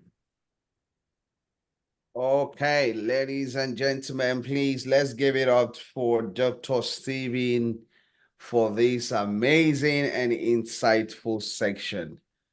Now, imagine if you have to book one-on-one section to be able to hear these teachings. Just imagine how much you will have to pay. But here you are, right, receiving real value. Please, one more time, I'd like you to celebrate Dr. Stephen, please. I mean, he said so much about honor, All right. And here you are, you have received value. All right. And like I mentioned before, whenever you receive value, don't just keep it for yourself. Make sure that you're sharing the testimonies of what you're learning from this conference across all your social media platform. It's very important for you to do so. And please also do not forget to tag the hashtag we are using for today, hashtag GBWC, hashtag GBWC 2024. All right. Dr. Stephen has said so much here.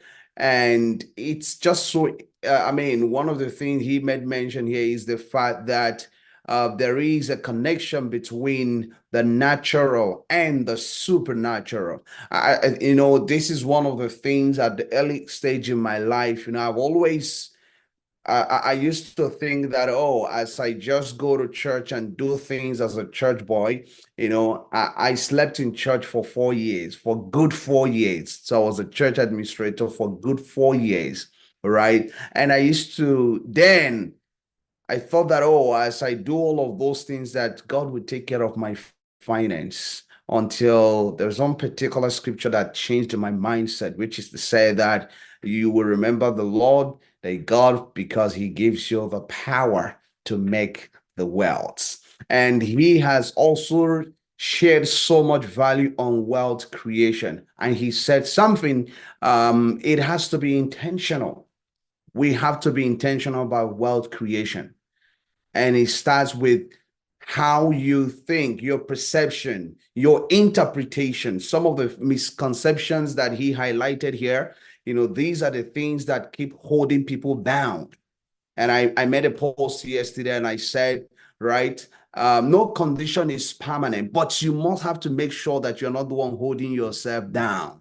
If you're the one holding yourself bound, your suffering is going to be long, because it's going to take a deconstruction in your mindset, right? It is my belief and my desire that each and every one of us here today will go and apply these things, right?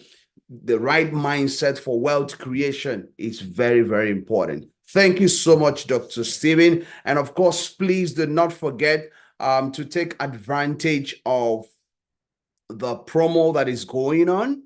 And so you can imagine what Dr. Stephen is doing. So when you buy these products, he takes it to go and give the people, there's a hospital bill to sort out hospital, and of course there's a prison visit. All right, you can move freely. There are people who can't, and there are people who can't even afford to pay hospital bills. So all the proceeds from this event will be channeled towards the charity, funding the charity outreach that is starting today. Okay, so ladies and gentlemen, before we bring in another speaker, all right, we're going to take a few minutes to just also play the advert. Media people, please, are you ready? If you're ready, please. We're going to take questions at the end of this morning's section. So after the advert, and then we're going to invite the second speaker. And then at the end of the day, we're going to have the question and answer section. Are you ready, ladies and gentlemen? If you're ready, come on, type, I'm ready. Type, I'm ready. I'm ready. Type, I'm ready. Fill this room with energy, energy, energy. Come on, come on. All right. Don't forget to keep sharing what you're learning on social media. It's very interesting to know that we have people watching across 50 nations. So amazing what technology has done, connecting us to 50 people from across 50 nations. That's super amazing. Media, please, over to you. If you're ready, let's roll. On an extraordinary journey at the proposed Jasper Estate, Katy, where luxury meets legacy, our esteemed guests witness the splendor of our estate, creating unforgettable moments. Seize your opportunity with easy investing. For non-U.S. entities, Step 1. Log in at www.gtexthomesusa.com. Step 2. Click Invest Now. Step 3. Fill out your KYC. Step 4. Make a payment. Minimum investment is $10,000 USD for U.S. entity accredited investors. Step 1. Log in at www.gtexthomesusa.com. Step 2, click Invest Now. Step 3, complete your KYC. Step 4, make a payment. Minimum investment is $50,000 USD. Got questions or ready to elevate your lifestyle?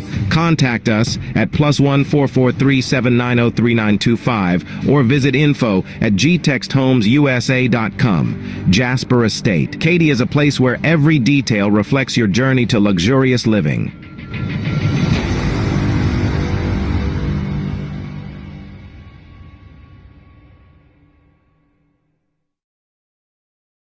It's not enough for you to have the candle. It's not enough for you to have the lights on. You have to let it shine. So if you have the good works, why then do you believe in the lie that a good product sells itself? It's a lie. A good product does not sell itself. It is a known good product that sells itself.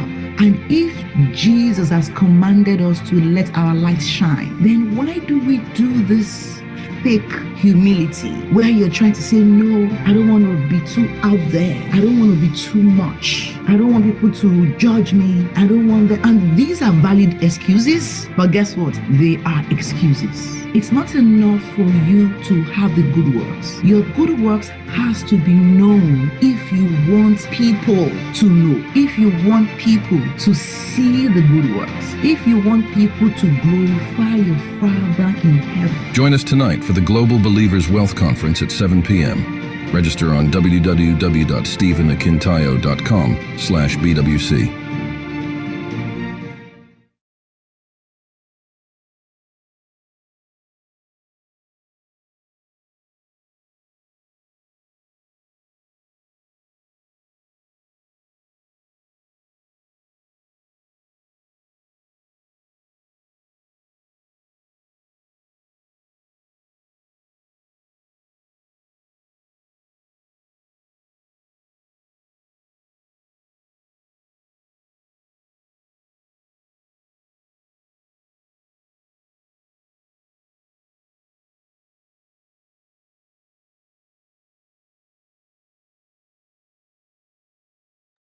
Is Jimmy Padua there? Oh yeah, so sorry. I was actually talking. I didn't know that I was muted. So sorry. Okay. So, ladies and gentlemen, before we proceed, I just want to know again, where are you joining us from? Come on, let's go type in the comment section whether you're joining us from Canada, US, Nigeria. All right, let's go, please. Type wherever you are watching us from. Okay, we have people joining from Abuja, Nigeria, Saudi Arabia, amazing, Canada. Oh my God, UK, come on, Lagos, Nigeria. All right, United Kingdom, amazing. Oh my God, this is amazing. This is amazing. This is amazing. This is amazing. We have people joining from different part of the world. This is really indeed a global conference, and I can assure you that you are not living here without getting value. Ladies and gentlemen, you have heard from Dr. Stephen, but that's not all that we have for today. And the reason I love this conference is because it focuses on wealth creation and also from the biblical perspective, because most times there are a lot of misconceptions that has prevented people from having the right information. And without the right information, you are not going to go far. You'll be living in denial, right?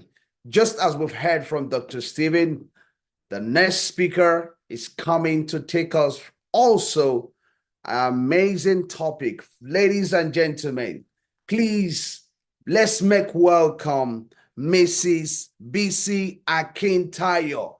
Come on, let's go, let's go. I need energy and fire in this room. Come on, let's make welcome Mrs. BC Akintayo. Come on, give me the energy. Let's go, let's go, let's go, let's go, let's go. Oh, come on, I can see that.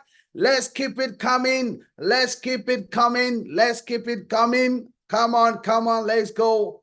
It is going to be another wonderful section as she is going to be taking us a very interesting topic.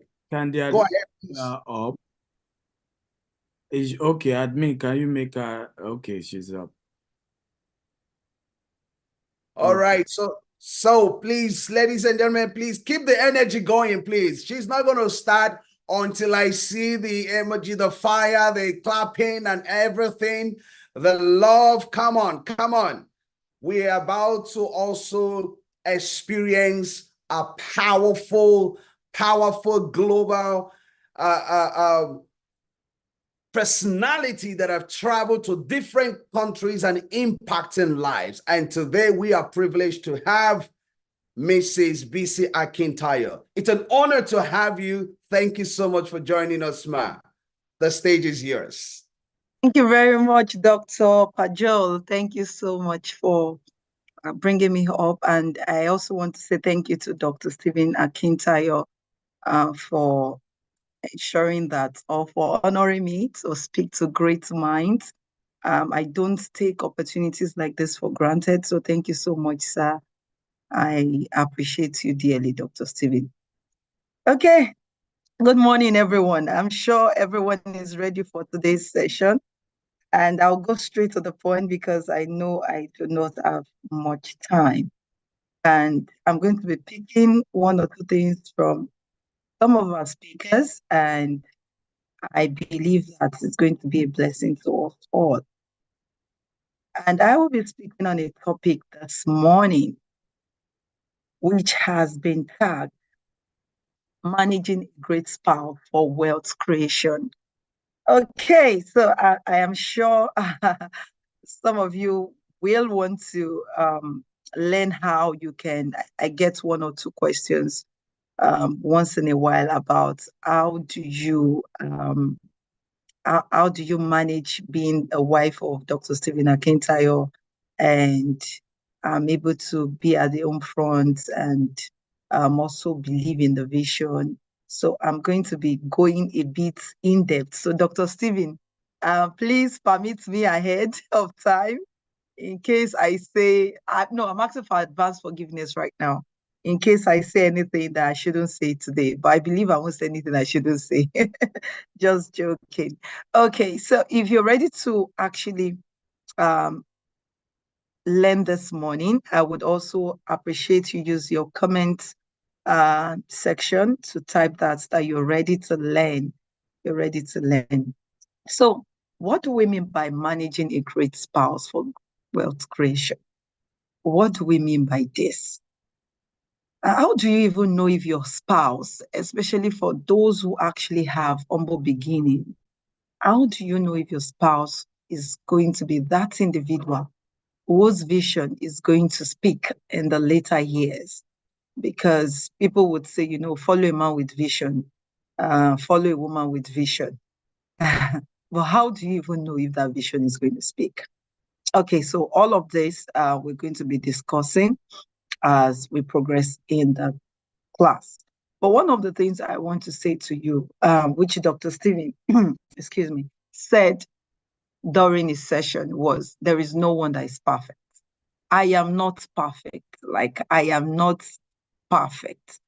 And please do not expect your spouse to be perfect. My husband is not perfect. I am not perfect. If you are waiting to get that individual who is perfect, ask yourself this question. Am I also the perfect spouse? So begin to look at your strength and weakness. If you have weaknesses, then know that you are not perfect. And I've not seen any man that doesn't have a weakness. So that means that there is nobody here right now under this service art that is perfect. So do not actually wait to find the perfect partner, or do not expect your spouse to be perfect, but rather ask yourself questions like, can this person fit into my vision?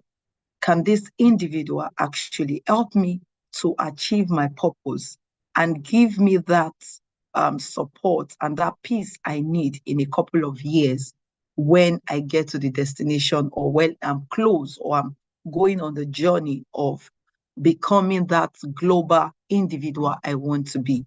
Now, if you actually look at those things, I remember years back, over a decade ago, when my husband came to me and he said to me that he wanted to marry me. Now, he did not come and say, let's, and funny enough, and that's why there's this word that says, also preparation meets with opportunity.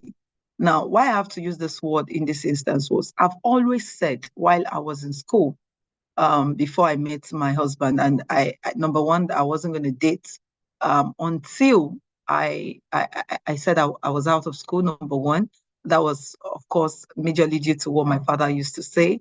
And number two, I always say, which is number one criteria for me, I am not going into any relationship to do test run rather. I am not going to do boyfriend, girlfriend. I am majorly going into courtship. Any relationship I want to go into, I was prepared to make sure that that relationship, in my mind, I said to myself, I had believed that it's going to be a relationship that was going to lead to marriage. And that was exactly what it was for me, because I had already said that to myself. And when he came to me and he said, you know what, in the next 3 years, I want to get married to you. Although for us wasn't anything called physical attraction. And let me be honest with you, because either for me or for him, at least based on what he said to me, it wasn't physical attraction. It was basically using the old principle of our great forefathers or our grandfathers, which actually was what he actually said. He looked at his future and he said to himself that, who will fit into this future that I have? And when it's come true, and he actually said to himself that, yes, I don't have physical attraction to this woman, but I believe she could fit into my vision. And even for me, actually, I never, ever wanted to marry someone like you, because I felt it was a workaholic. I felt this man actually wasn't going to be a romantic man. I felt it what doesn't look like the TDH, the tall, dark, and handsome. But then, of course, now he's more than that. But as a then, that was what I thought, that it wasn't looking like that individual, which I felt was going to fit into the physical. Now, I was looking physical. I wasn't looking at the future as that when he asked me out. And I remember going on my knees and I knelt down and I prayed. I said, God, I think the first time I prayed was before he asked. Okay, it was before he asked me out. I knew the sign, because as a smart woman, you know when a man is trying to um, make advances towards you. And I knelt down and I went to pray. And I said, God, every thought in the mind of this man that he wants to date me, hey, God, I remove it. Like I started praise, bullshit that God, I remember this vividly, but I wasn't getting any answer as, you know, say no. I was getting an inner peace telling me to go ahead. And I said, no, it doesn't look like what I want, because he was a workaholic. So he has always been a workaholic. He will call for meetings 6 a.m., just like we're having this meeting 5 a.m. We will have breakfast meeting for business, for our small businesses while we were in school. He will call for different people. He will, from this meeting, he will take us to, I can't forget, 6 Sense. The first program I will ever pay for was in my 100 level. Then we started dating when I was about to go into my 300, my year 3 in school. And the first one, I remember how he was so diligent in ensuring that I come for that program. He was just so keen on being a blessing to people. That was all what it was about. He just want to be a blessing to the lives of people. So he said I should be a part of that program. I said, my sister will not allow me. She doesn't allow me I was still this sister girl as at that time. So because I just got into school, my sister had been in school before me. Okay, later he said he was come and speak to my sister. He came to speak. I said, okay, you know what? I don't have the funds. How much was the money for the program? It was just 3,000 naira. He said he was going to pay. I said, what is it with this man? Why must he be so keen? And he was just doing it. Not because he had an ulterior motive as at that time, because he was even in a relationship. That was the way he was sowing seed to lives of countless people. It wasn't his program, his event he planned. It was somebody else's event. And he paid, I think he paid half of the fee for me. And not just for me. He was a student like me. He paid for some other individuals he brought for the program. Some lessons I learned in that first training I ever attended, which was to teach you how to become a compare, and still actually lives with me, and I still make use of those principles till date. You can imagine, I'm talking about over about 15 years ago, and I'm still using those things till date. And that's to tell you how amazing, how wonderful the program was. But one of the things you need to know is that when you see a man or a woman of vision, whatsoever they say they were going to do, they already will be taking baby steps. So if you want to know who a man of vision is, a man of vision, a woman of vision, they must have been taking baby steps towards that which they said they are going to accomplish. And that can actually, of course, make you understand that this person, this individual, my spouse, is ultimately going to take me to that destination which he or she has promised. Now, I'm also generalizing this in the aspect of women as well, because sometimes it could be the woman that has been called, and the man actually will be the one to support our vision, or in some cases. That's why I'm not generalizing it to just men alone. And I hope men who are here also will not feel intimidated, will not feel have low self-esteem because their wives, or their wife rather, is the one who is out there pushing. It doesn't make you low. It just means that your wife was the one that was called to fulfill the vision, and you are also called to support her at the same time. So thank God I had that inner peace, and thank God spoke to me. And despite no physical attraction, despite him not looking like the man I would have wanted to marry as at that time, because I wasn't seeing clearly in terms of the physical. But thank God I obeyed my spiritual I obeyed the spiritual witness in me. And of course, I said yes. And today, the rest is history, as you all know. And guess what? The love actually grew, the love developed. So you can grow into love once you have a man or a spouse who actually is supportive, who is amazing, who is wonderful. And I want you all to help me celebrate Dr. Stephen Akintayo. He has been an amazing friend, an amazing spouse, an amazing father. He has just been overall super amazing. I can't be talking this way if not for Dr. Stephen, because personally for me, I remember growing up due to a whole lot of things I had to go through. I suffered, I battled with low self-esteem. I can't even stand in the presence of crowd and the presence of people to talk. And over the years, I've been able to learn so much from him. So thank you so much, Dr. Stephen, for being a blessing to me. Thank you so much for being a blessing to the world at large. I appreciate you and I honor you. Now, the Bible says that in the book of Proverbs, the blessings of the Lord make it rich and added no sorrow with it. Your spouse is a blessing. Your spouse is a blessing. Your spouse is not a curse. Now, when we got married, we got married without a silver spoon. Our wedding was one of the smallest I've known.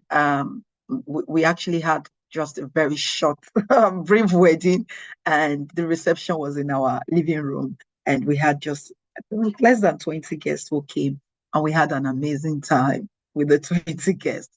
But just few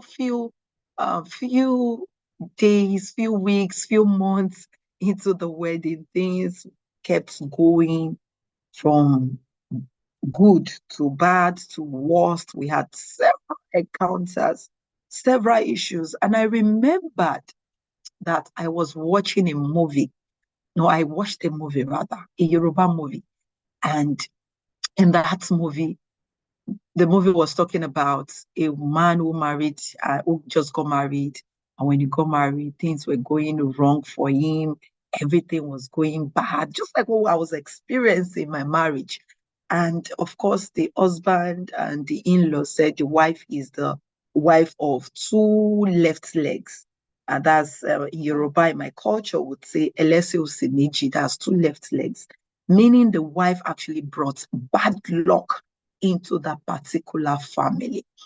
And I remember looking at my husband and I said to him that maybe I also am that woman who brought two left legs into this house. And that's why things were going wrong for us as a couple, because we just got married and we started having issues in the office. We started having issues with our clients. We couldn't even, at some point, we couldn't even feed well. It was just amazing. I couldn't even afford antenatal fee of about 300 naira. It was that amazing, like amazing. And I remember my husband saying to me, never in your life say that again. Never. And I remember that was the day my husband also banned me. He banned me from watching Nigerian movies because he said, and there's a power in what we watch. Remember, it was what I watched that actually brought that um, thought to my mind. So there's so much power in what we watch, what we feed our mind on, the books we read, the movies we watch. And that was how he told me that no more Nigerian movies in this house. I'm not going to have you watched, that day. And guess what? For years, I never watched Nigerian movies because of what he said. And he had to detoxify my mind. He had to talk to me. He had to say to me, you are a blessing. You are this, you are that. You are not the reason. We're going to get through this. It's just tough time, and tough times don't last. Just tough people, of course, would last and, of course, will smile again. And every day, and there's also power in you saying what you want to see. I mean, you declaring what you want to see in your life, in your marriage, in your finances, in your business. And I started declaring good things, I started saying good things as well.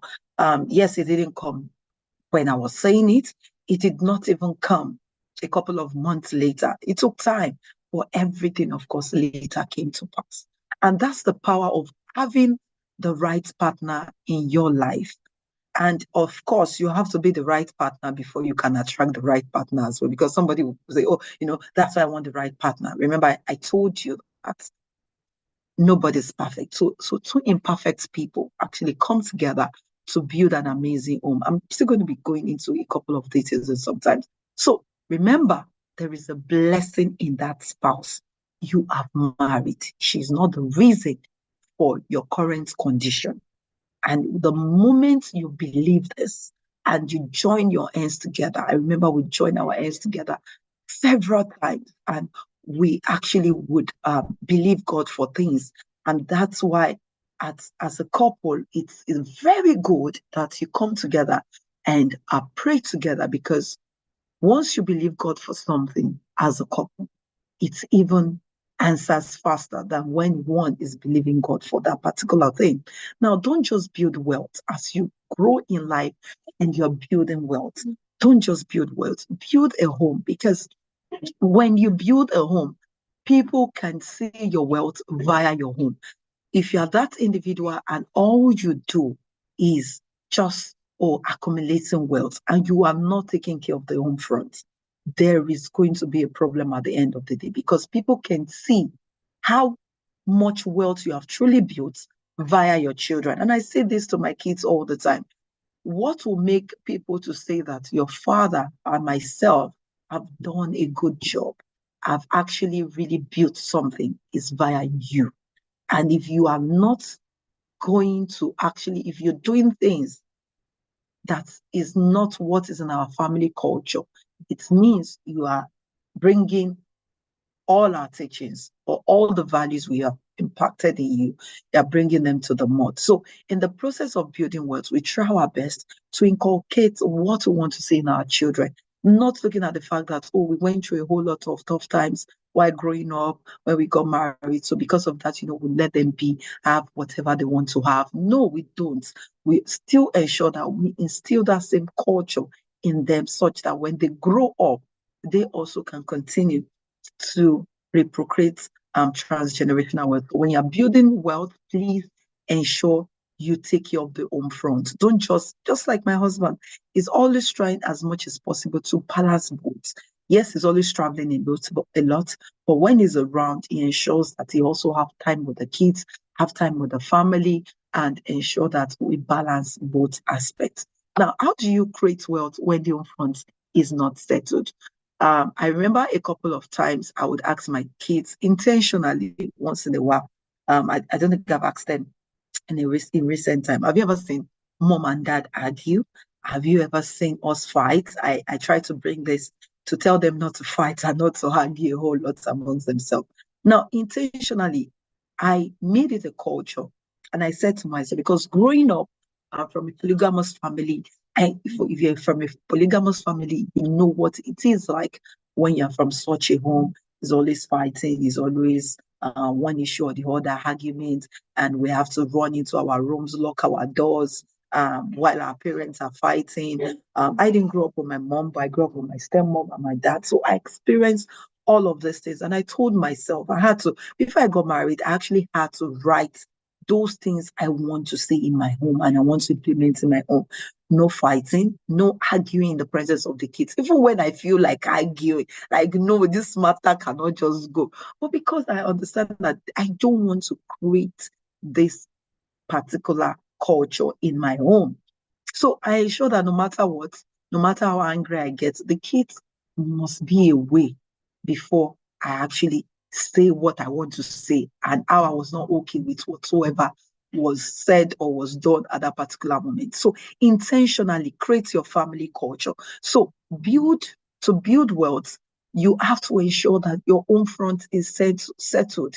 And oftentimes we have to compromise. Your husband has to compromise. Your wife has to compromise. Everything doesn't have to go the way you want because this is you. It has to be that way. Do you think if you marry yourself, your house will succeed? You see, that house will be destroyed. If you marry who you are, you will not like your home. You will hate your home. So don't say, this is me, and this is the way it has to be done.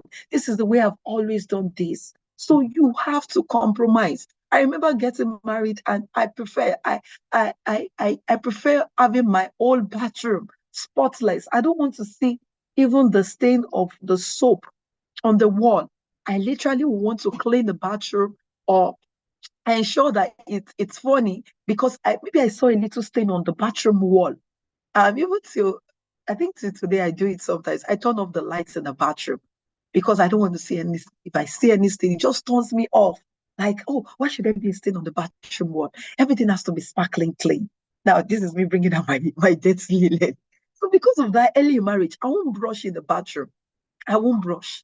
I would take it's weird saying this, but I have to tell you this because I'm letting you know that I'm not perfect. So don't expect your spouse. So if you see me out there, my husband is praising me and so she's just perfect. She's just perfect. I am not perfect. So I'll take the toothpaste to the kitchen and I'll go and brush my teeth there. And my husband wants to come to the bathroom, of course, to brush. And he will be looking for the toothpaste. Where the toothpaste is meant to be. I don't do that. I don't do that anymore. I stopped that years ago. So it got to a time I even had to buy one in the kitchen, put one in the kitchen, put one in the bathroom in order not to have issues. I don't understand. I don't get it. Why will you have to brush in the kitchen, the bathroom? But he never actually made an issue out of it. He just allowed me to be. That if that's what I want, no problem. Let me leave. Even if he could not actually fathom why someone could do that. So we have to compromise. Imagine if because of that we start shouting, we start yelling. I also don't like the toothpaste being pressed from middle because I want everything. I just like everything to be organized. And I felt my husband at some point, maybe he wasn't the organized type. So it was later when I went to visit him I think that was last year when last year, yes, when we went to Burj Khalifa. I said, sweetheart, how is your house so organized in Burj Khalifa? And my own now, sometimes in my room, early marriage, and you can see how roles can switch. You can switch roles as couple. Early marriage, I'm that individual. I don't want to see your socks. He would put his shoe in a particular corner. I said, no, this is not where your shoe should be. Make sure your shoe is well cleaned. I don't want to see sand. Put it actually on the shoe rack. I don't want to see your jacket on the chair. Put it in the room where it's supposed to be. When you finish eating, you should take your plate to the kitchen. My husband till today doesn't enter the kitchen. And because that happened while we got married early. When I say, this is what you should do in the kitchen, this is how you should do it. And he don't know how to create issues. He say, madam, you know what? Let me leave the kitchen for you. Do it the way you want to do. When I'm hungry, I call on you, you give me food. So you won't tell me that I did not do your kitchen well. I washed the dishes and I did not put it in the right corner. I don't want. So intentionally, we had to both. So I'm telling you this, remember, because I also want you to understand, like I said before, no one is perfect. So I have my beautiful sides. He has his beautiful side. But we all have to come together and understand that we are different individuals from different culture, from different families, coming together to stay together for the next 50 to 100 years of our lives or 80 years of our lives. So even with your siblings, you have issues, you quarrel a whole lot. But how have you been able to live with your siblings and you still tell them that you love them no matter what? As your sibling, you love them for the next 10 years, 15 years, 100 years, as many years as you want to have it. So if your own front is not settled, there is no way you can easily reprocreate wealth as much as you want. And that's why you see some spouse, it's not as if they don't want to go home. It's not as if they don't want to be with their spouse, but because they know that they don't want to actually face confrontation, arguments, issues, one thing or the other, they rather stay back or they rather hang around with their friends, with maybe some of their other loved ones. So try as much as possible to sit together and iron some of these things out, then overlook some things. Like I said earlier, when I discovered that I was complaining when shoes were not kept in the right place, I quit complaining because I don't want to be a nagging woman. Because I remember my husband said, you are beginning to nag. And I don't want to be a nagging woman. So instead of talking about it, I began to do it. I began to do it myself. I'll just pick the shoes, just put it where it's supposed to be. Pick the jackets, put it where it's supposed to be. And guess who the whole issue is reversed to now? Is me. So from it being, and when he told me, he said, because I have a wife, so I feel that, no, she'll be able to help me out, even if I put those things there. I feel that, and what would make you miss me when I'm not around. You see, the whole house is tidy when I'm not around. And of course, it was before the kids, of course, started coming and everything. The rest is history with kids when you have them. And when we are together with him, now we are the disorganized set of people, whereby the kids, is either the laptop, the whole house, when we get there, is always amazingly tidy.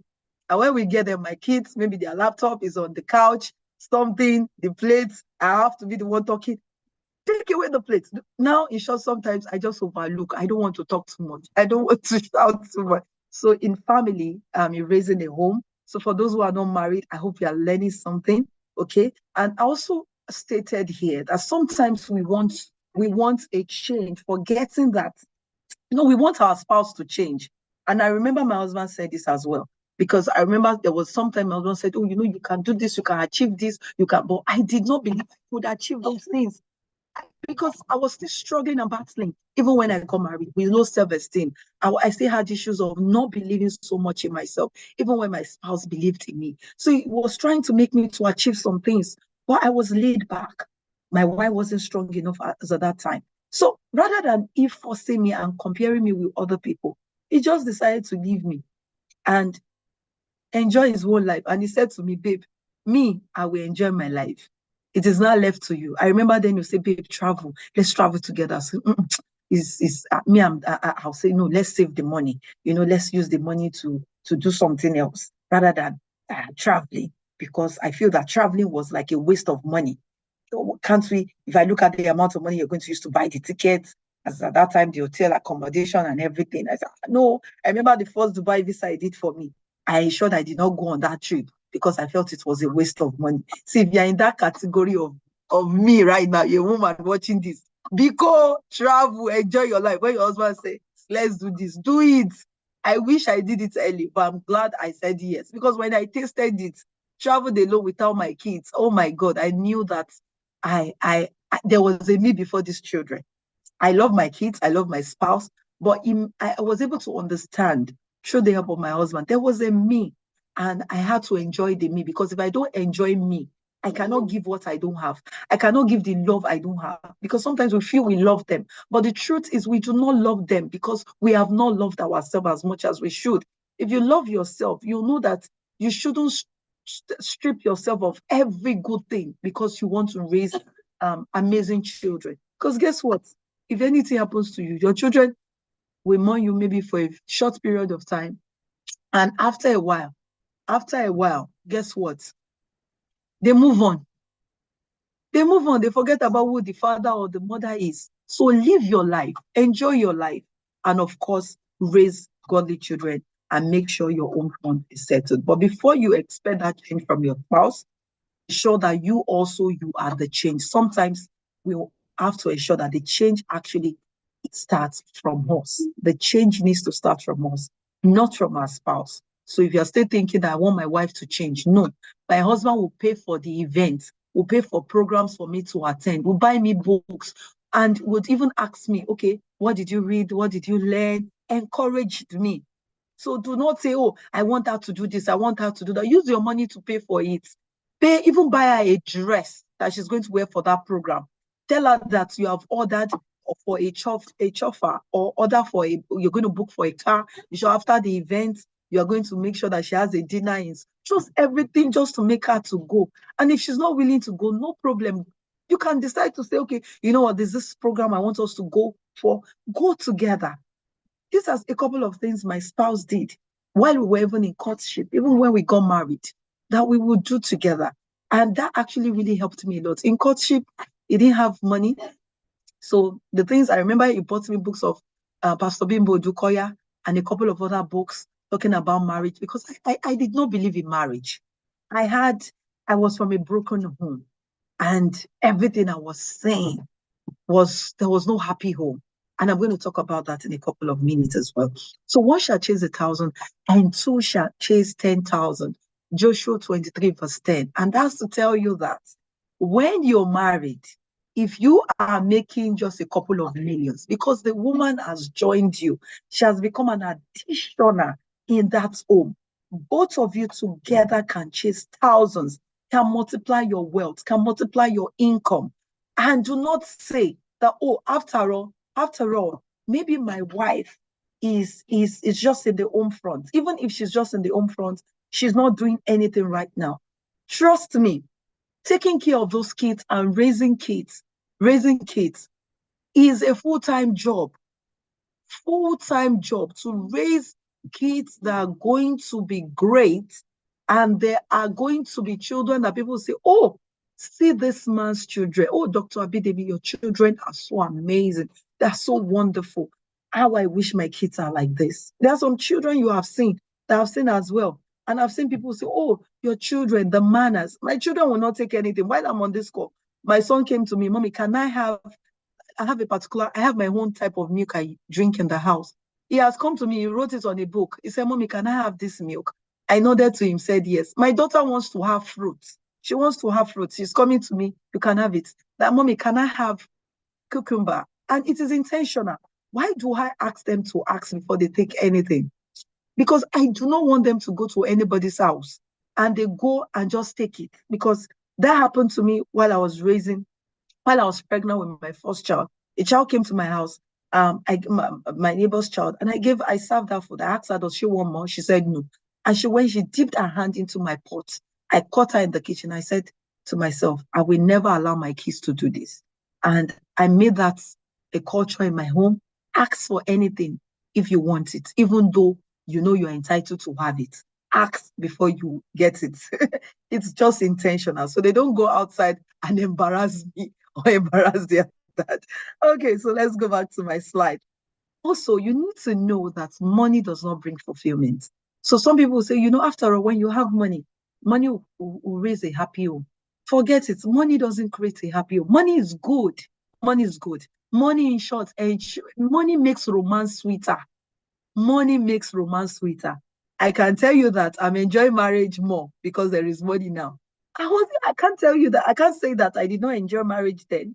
Yes, I did enjoy marriage, but now it is sweeter. So for you to actually have money makes the romance sweeter. So you can type it there in the chat box. Money makes romance sweeter, but money does not bring fulfillment. So do not actually replace having a fulfilled home with money. You can do everything, give them the best school, the best cars, the best houses, everything, but there is an emotional part that money cannot fulfill. And that is why both spouse, no matter how much they have, they must create that time for their family and to instill value and culture into them. Now, let's talk about strategies of managing a great spouse. What are the strategies? Number one, understand your spouse vision. It is 100% key. Now, for some of you watching this, I also would actually buttress this by saying that even know what your vision is. Yes, your vision might not as unfolded as it will unfold in the next 10 years or 15 years, but you need to understand your vision as an individual. Know who you are and know if your vision can actually fit into the vision of your spouse. Now, I also have a vision of helping people. And that was one of the ways I connected with my husband, because he loves to help people do charity work. It's just something I love to do as well. Maybe I got that from my parents because they also do a lot of charity works as well. They are great givers. So for me, I knew that was what I wanted to do, part of what I wanted to do. I knew I was also called out for business. It doesn't mean that everybody also who is into charity as well can fit into your vision or who actually looks like what you want to do. You also have to sit down and do a whole lot of analysis. And of course, there's that part of knowing within you that makes you know that this individual, of course, fits into my vision. Understand your spouse vision. Discuss, talk. What is your goals? What is your vision? Where do you want to be in a couple of years? How do you even intend to achieve this vision? And the Bible makes us understand in the book of Amos 3, verse 3, can two work together except they be agreed? It is not possible. Two cannot work together if they don't agree. So you need to understand that in building your home, understanding your spouse vision is very important. And apart from understanding your spouse vision, before I go into the next part about understanding your spouse temperament, I remember after a couple of years when things began to go good for us, and I saw a vision board, which my husband had done right from when we were in school. And on that vision board, my husband wrote places he wants to travel, the countries he was going to travel to. He was going to be speaking alongside white guys, cut some pieces of magazines and put it on his vision board. And for me, as at that time, in as much as I believed a little, I did not believe much. I need to be honest. I did not believe much in what he put in that magazine, but I believed a little. At least my small belief actually helped him. So, but because at that time, I personally would feed him because he has just all his money for charity. So I will remember, out of the fact that I just feel that this man cannot, he didn't ask me to do it. It was my willingness. He didn't ask me to do it. So I would keep when I'll give him breakfast sometimes. Maybe if I don't have lectures in the morning, at least maybe sometimes 2 square meals on one single day if I can do it, or ask him to come over to my place, or when I'm going to church, I just drop the meal for him so that he can eat, because he's always from one meeting to another. If he has any 10 kobo and one of the students in church says, I'm Dr. Stephen, Pastor Stephen, that's the name they call him then. I'm not eating today. Bring out the money, give it to the student. So out of the fact that I and not just that, even his clothes. I remember there was a day I had to pity him. I said, no. This pastor, we need to buy him a new clothes. and I had to buy him a shirt. I was happy. I had to buy him a pant trouser and a shoe, and he wore it. He was so excited because as at that time, the color of his shirts, they were all white. And he would, rather than using money to buy clothes for himself, he will still use the money that's supposed to buy good clothes for charity. So the little money his parents are giving him, even his tuition, use it for charity. Why? I do not understand. And for him, he was just a crazy giver. He just gives because he just believes that he has enough. And there are some people out there who has nothing. And those things for him today are speaking. Now, another thing is understand your spouse temperament. This is very key. And I want to encourage you, if you don't know your spouse temperament, please don't just learn temperament for learning's sake. I knew about temperament before I got married, but I did not understand temperament, how temperament comes to play in marriage.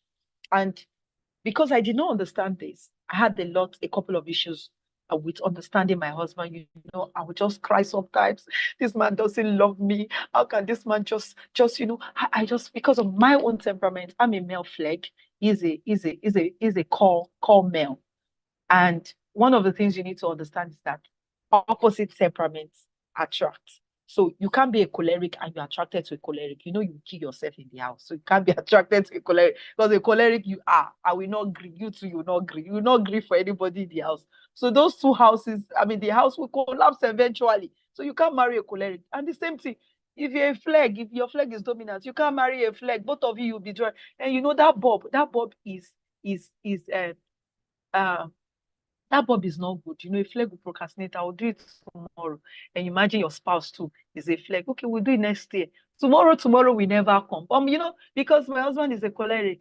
Me and my other part, of course, is a flag. My husband will come, you know, babe, this thing, why is it here? Okay, you know, we need to change. And I've been looking at that thing, and I said I'll change. But when he says it, I'll say, okay, don't worry, we change it tomorrow. And because I know his personality now, because I've been able to understand. Before I will not change it.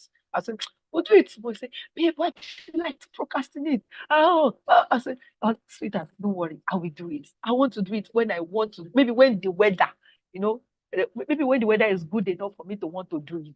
That is when I want to do it.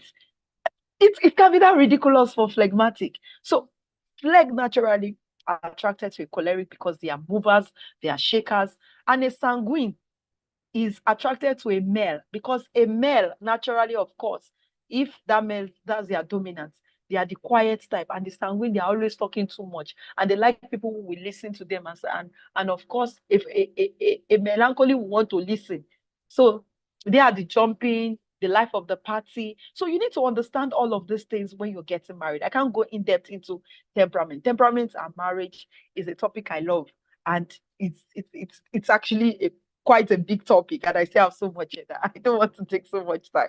But trust me, when I learned temperament, how it actually has to relate to my home, to my marriage, it changed my perception about my husband. It made me to stop thinking that my husband was mean. You know, I sometimes would think that this man is just me. He's not sensitive to my emotion. And guess what? Over the years now, he also has been able to adapt, to understand this, how she's feeling. You know, we just say some things, then I'll just say, why would you say this? At times I'll go and meet him. Do you even love me? And he said, if I not love you, why will I marry you? So, but you don't show it. I don't feel, because the way I show love is different from the way a choleric will show love. So you need to understand, if this man is a choleric, he's not the type of man that will come and say, okay, oh, he wants to buy you flowers. He wants to, he wants to, because they see it as marriage. Even to be honest, a choleric will see marriage as a project they need to conquer. And once they've conquered that project, they want to go to the next project. They're not the type that want to sit at home with you and say, oh, I love you, let's wash plates, let's do this. So if you're expecting a choleric to sit with you at home, if you are married to a choleric or you want to marry choleric, you are in trouble. He will not sit with you. Once he conquer this project, he's doing another project. He's talking about Vision 200, Vision 300, and you are still in Vision 2015. So you also, intentionally also, I had to grow myself when I knew who my husband was. I cannot be in 2015 when my husband is already in 2500. So I had to step up my game as well, so that we can also be able to visit at least at a particular level of frequency. So you need to understand your spouse. And when I understood my spouse, I discovered this man wasn't me. It's just that this is the way he shows love. And I was able to understand how he shows love. And guess what? I enjoyed my marriage more when I was able to understand my husband more. So if you want to enjoy your marriage more, understand your spouse, understand their temperament. And temperament is not what they choose. Nobody chose their temperament. Peradventure, if I wanted to choose my temperament, I'll choose a choleric. But if I've chosen a choleric, I won't be married to my husband because we would have brought down the roof of the house if I'm a choleric. So you need to understand this in choosing your life partner if you are not married. And if you're already married, understand your wife. Don't want to enforce who you are on them. If you understand who they are, what they are made up of, you'll be able to understand how to even help them to grow, how to help them to, you even understand how to love them, and they will understand how to love you as well. And please, if you have not read any book, go and look for this book. Go and look for this video on YouTube. Dr. Adelaide Mills. I remember watching a video then, I laughed and I could connect to so many things she was talking because she had my temperament, her husband had my husband's temperament. Dr. Adelaide Mills, she's a Ghanaian pastor. Go and watch her videos.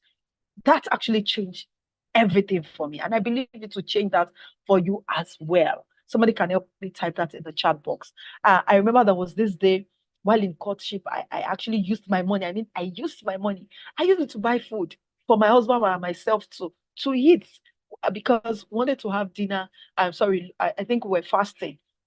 So the meal was to break our fast. And I think I went out, and on coming back, I discovered my husband did not wait for me and he had started eating. And my husband had started eating and I got hungry. I said, why will you start eating? Because as at then, I always prefer we eat together. Even in marriage, early in marriage, I preferred we eat together. It's when they say, babe, you better don't let hunger kill yourself. I'm still in traffic. You're waiting for me, and you are pregnant. You're waiting for me. It's waiting for me to eat. It's more important than feeding that child in your stomach. So since then, I don't wait for him. I eat my food. I don't say, we have to dine together. So what happened that day? I got hungry. I said, why will you not wait for me to arrive before eating? In short, I'm not eating again. And I wanted to do that baby girl stuff. He should come back and beg me. And he said sorry. He said sorry once, so to be honest. I'm sorry I did not wait for you, but we can eat together now. And because he had eaten immediately to have, I said, I'm not eating. I'm hungry. I still wanted him to come, babe, now. Sorry now. So I wanted all those things. Hey, in my presence, my husband finished the amala, finished the rice. That was the last time I said I will ever get hungry again. My own money, the money I used to buy my food. So that was the last time. Thank God that there was drink. I had to take drink and bread. I went home and I said I will never get that because it was my money and he finished the food. So imagine what sometimes anger will do in your marriage. So get rid of anger when you're married. And don't expect, if your spouse is not that type of person that can say sorry twice. If he says the first sorry, accept the sorry and just agree to it. Otherwise, you'll be the one angry. And the funny things about let me move to the next slide so that I don't talk so much on temperament. And the funny thing when it comes to a choleric, you are hurting in their mind, they feel that you are fine. So that is why you have to communicate more. They feel they are fine. Once they've told you sorry, they feel everything has gone. And you are still swelling. You feel that because you are hungry, they too should not be happy. They should not live their life. Guess what? They will be living their life enjoying. But that you are still hungry, you are still feeling that somebody should come and be putting hand on your head. They're telling you sorry 1 million times. You are still that individual who will still be hurting and hurting. Whereas they are enjoying their life. They're having the best of their time. So the sooner, the better that you should understand the temperament of your spouse so that you won't feel that because everybody is angry, because that's the way a flag is.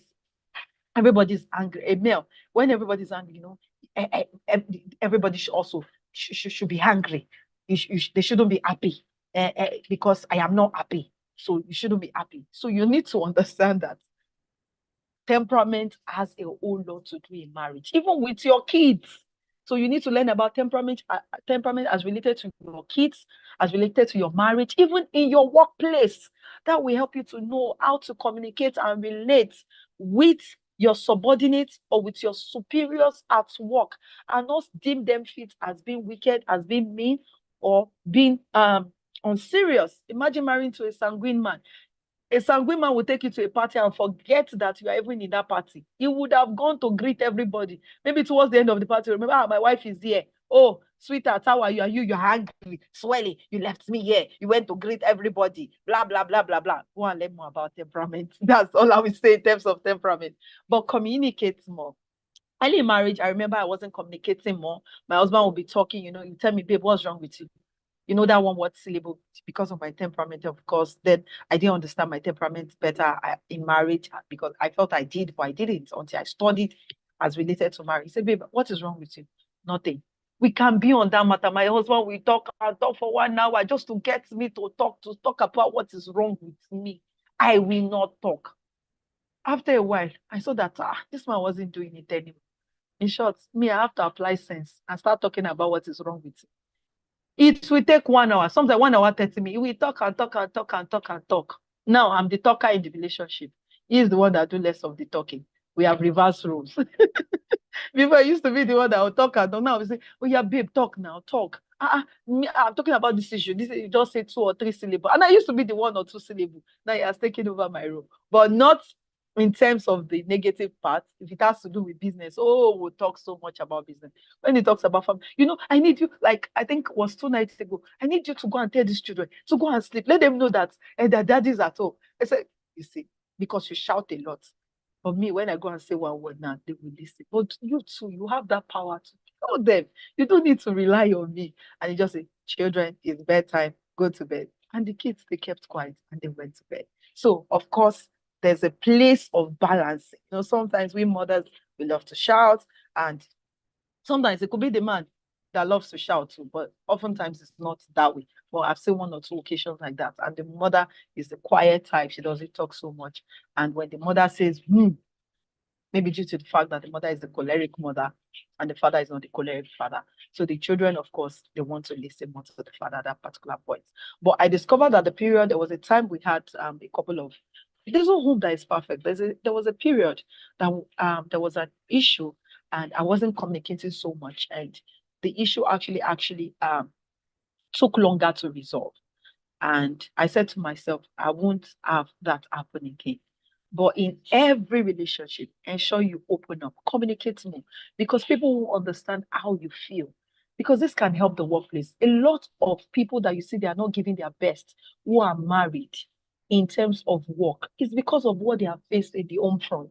Now, some people, you discover that because their home front is being affected, they cannot create the wealth they chose to create. Maybe except they are not together with their spouse. But if they have to leave that house every morning to go back to work, and you'll be wondering, this guy used to give me the best. This woman used to give me the best before she got married. But after she got married, guess what happened? She's not giving me the best like she used to. And that's why even as couples, when you're working for someone, rather than talk ill of your company, because the more you feed your spouse about the things happening in your company, if it's negative things, guess what? Makes your spouse feel that you do not deserve to work in that organization. So you need to talk more. Even if there's an issue in your organization, don't say it as if you're bad-mouthing an organization that is paying your salary, that is paying your bills every month. Rather, say it in a way, though we have these challenge in the company, but I know that it will be resolved. But never badmouth your company in the presence of your spouse, because the way you talk about your company determines the way that your spouse will perceive the company. Now, if you look at some organization, and I'm not asking in case our staff are here, I'm not saying they should do it, but if you discover that in marriage, for those who run the organization, your spouse, whether your wife or your husband, is talking about a particular staff. Oh, this staff is doing so well. Guess what happens? In your mind, automatically your brain tells you that this particular staff, either you should promote the staff or you should think of favoring that staff, of giving a gift to that particular staff, or also your perception about that staff actually changes. But if your spouse is talking about ill about that particular staff, guess what? That's either the husband or the wife also begins to see after a while, because when you talk so much, when you complain a lot about that particular stuff, then your husband tells you, then fire him, or begins to look and see, I think this particular person is deficient truly in this particular thing, begins to pay more attention to those particular people. So either it leads to their fire or it leads to their upliftment, depending on what you're complaining about. That's why in terms of communicating, know how you communicate things to your spouse. Even in terms of communicating about my husband's siblings, I know how I communicate to my spouse about them. In terms of communicating about my siblings as well, I know how I communicate to my spouse about it, because I know the way I communicate to my spouse about my siblings, about workers. We actually craft that imagination of who they are in their mind. So communicate more is not just about communicating about your immediate family. It also talks about communicating about everything around you, in terms of your business, in terms of your career, in terms of your staff, in terms of your family members. Then also, before I talk about balancing between personal life and family, please also understand the place and the role everybody plays in your life. When I got married, my husband made me understand I play a very integral role in his life. I play the role of his mother, and this means that um, he won't come to me, or his family won't come to me and say, you know what, this is the way I should do this thing. If I don't want it, I don't want it. So you need to give your spouse that place in the home. Let them know, because you are the one that decided to leave your father and your mother. You are the one that decided and said, this is the woman, this is the man for me. So give them that place and that responsibility and that honor. Honor your spouse. Let them know that they have the say in the home, not your parents, not your sibling. I remember when I got married, I think my father-in-law was saying there's a culture, the first child we should be taking care of his own. My father said, no, this child is going to be raised. He knows me, I will not, I will object to it in the first place. He said, no, this child will be raised in my home. Will be anybody that wants to see the child or take care should come to my house. And that was what was done. And that was the way it has always been for all our children.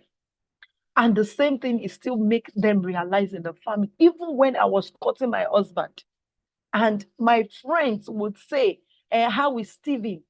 Because I was of that opinion before I entered courtship, I was among those girls that say, God forbid, how can I call my husband to be my fiancé? How can I call him brother or uncle or something? God forbid, I will never ever do that in my own relationship. I made all the mouths. But as the way God has it, the person I was going to court, I was already calling him pastor, brother before we entered the relationship. And I said to myself, babe, I was still quite young then. And I said to myself that if I begin to call this man by name, people will disrespect him because they discover that because we are dating, I started disrespecting him. So intentionally, I did not call him by name. Maybe when we are together, I can call him by name. In short, it even took a while before I called him by name when we were together. But I had to intentionally. My friend said, hey, how is Stephen? I said, no, it's not Stephen, it's Pastor Stephen. I said, no. Hi, Stephen. I said, no, please, it's Pastor Stephen. My family is Pastor Stephen. It was intentional. So honor your spouse in the presence of your friends, in the presence of your family members, in the presence of your workers.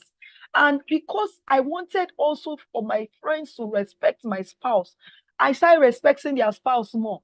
The person I was calling Aziz, I started asking, how is Mr. Aziz doing?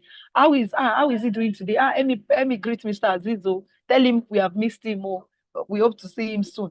But it was intentional. So if you want respect, you have to give respect as well. You have to give honor. I see some people will kneel down for their pastors, honor their pastors, see them as the Almighty for their affairs, and yet they have never given an iota of that honor to their spouse. And you want your spouse to like the pastor. You want your pastor to like their affair. He will not like the affair. He will not like the pastor. I know this is the Believers Wealth Conference, but I know that there are a couple of people also who are not Christians yet. But to be honest, I said to myself, if I will honor my pastor by kneeling down, I will have to honor my husband by kneeling down. Because the Bible also has made us to realize he is the head of the home. No matter the equality we want to do, God created man first, yes or no. He created man before woman. You cannot change it, no matter the quality we are trying to. I know some people, some women will not like this, but it's the truth. They were created before. God brought us out of the rib of a man, and he said man, and he now gave us womb. That's why he named us woman. That is a man with a womb.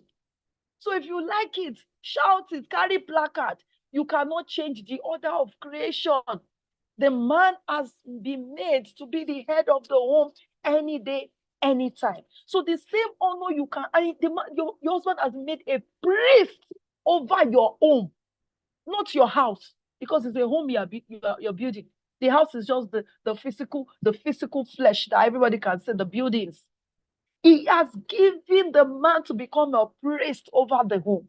Honor your husband. If you have not been honoring your husband before, go and kneel down and apologize. If you have disrespected your spouse before, even if it's your wife, of course, I'll not say kneel down and apologize to your wife. Just call her, honey, I'm so sorry. You are the most amazing woman. You are the best woman. If you are watching this and you see how Dr. Stephen talks about his wife, and you have not adopted that to talk about your own wife or your own husband, then there is something wrong with you. Then it means that you are just passing through Dr. Stephen. You are just learning from him, but you're a hearer and not a doer. Honor your spouse, because the spouse you honor, other people will honor her. Other people will honor him. There was a pastor that I respect so much, but when I saw the way the wife disrespected him in public over and over and over again, honestly speaking, I love the pastor, but my respect for him dwindled. Because I'll just see the way the wife will talk to him anyhow. You have not finished. What are you doing? And before marriage, she was respecting this man. But after marriage, what are you doing? Me, I'm tired though. I'm hungry. I want to go to the house. When you are finished with your people, and come and meet me in the house, because me, I cannot wait anymore. You are the one God called. God did not call me. Imagine several things you will say in the presence of members. How do you expect the members to respect the pastor? Not possible. So learn a culture of honor, and don't just honor them alone by your words, honor them by your action. So don't say something in their presence and at the back you are doing something else. You are saying something bad. Nobody will come and tell you that I've ever said what is. Every family actually undergo one thing or the other. My family is not perfect, but you will not see me. You will not see me go and paste anything on social media as regards that. I did not marry on social media, and I'll get to that in a couple of times. Now, strike a balance between your personal life and your family life. This is key. Strike a balance. Learn it. Because your personal life, even if your wife is working in your organization or your husband is working in your organization, let everybody know that business is business. I remember my husband would come and say, I fired my wife. Now, my husband doesn't cut slack for me. Even when we were dating, we were in courtship, he never cut slack for me. In terms of when I break the rules, I face the consequence.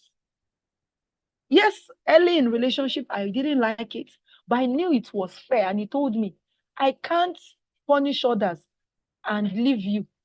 And they will say after all, it's because it's his wife. That's his fiancé. That's why he cut slack for her. So we had a drama group at a time, and at that time in school. And when you come late, the rule is you kneel down in the drama group. We were all students. We had the choice not to be a part of that drama group. But it was just to instill discipline in us. So, because if you don't want to be embarrassed, then come early. So I came late. I said, kneel down. We all knelt down. My Oga said, kneel down. As at that time, it was not my fiancé. He was my head. When we get back to the house, he has become my fiancé after the church program. So when we are in the home, he's my husband. At the home front, he is my chairman, he's my boss. But if I don't understand the fact that he's my boss, I will struggle. In terms of when he speaks to me, when I don't do something right, and he's saying that, Mrs. Akintayo, what you have done is rubbish. I'll be feeling that, maybe he shouldn't have said rubbish. Or maybe I don't want to work for him. Maybe I don't want to be a part of his team anymore. But he's been... And if I don't want to hear those statements, what am I supposed to do? So work hard. Number one is for me not to come late to that drama group. Ever since then, I never came late again because I don't want embarrassment. I respected myself. I did not come late again. So if I don't want him to talk about the things I am not doing well, I have gotten several queries in the organization. And my HR or my compliance officer will tell me to explain myself and copy him in the email. Yeah, why did you not do this? Or why did you not show up for the meeting? So you have to put a balance. Families that don't draw a balance actually crumble the business because people will take it from the perception of they are running a family business, not a conglomerate that they want to run. So you must make everybody see that in the business, you are actually being fair. It's not a family business so that other people can also believe in the vision. It's a business that you want to raise to stand for generations. So please, if you are that spouse, don't be angry, understand. And this will help you more if you understand your temperament as related to business, as related to marriage. Then be intentional. I am intentional. We have our family goals. I have my family goals. I have our goals in terms of business. I have goals in terms of finances, goals in terms of my spirituality. So be intentional about everything. Be intentional about the kind of home you want to see. Be supportive as well. Okay, even when it looks as if, because before we got married, my husband has failed in a couple of businesses, and he also succeeded in a couple of them. We sold popcorn together. We went for trade fairs together. I sold books for him. I sold CDs for him. I was supportive. He did not compel me to do these things. Please. And that's where you need to understand that. Don't compel. Don't force them to be what you want them to be. Let them do it willingly. Or try to talk to them to see reasons why they should support you. Because some might not know why they should support you. Just talk to them. They might just be nonchalant. So be supportive to your spouse. Be supportive in their visions, in their missions. Now, focus on your spouse strengths. I want you to do this assignment after this session or after the old session for this morning. Write the weaknesses of your spouse. Write the strength of your spouse. I did this. In short, I saw a lot of weaknesses when I wrote it. I wrote my own weaknesses too. And I was writing strengths.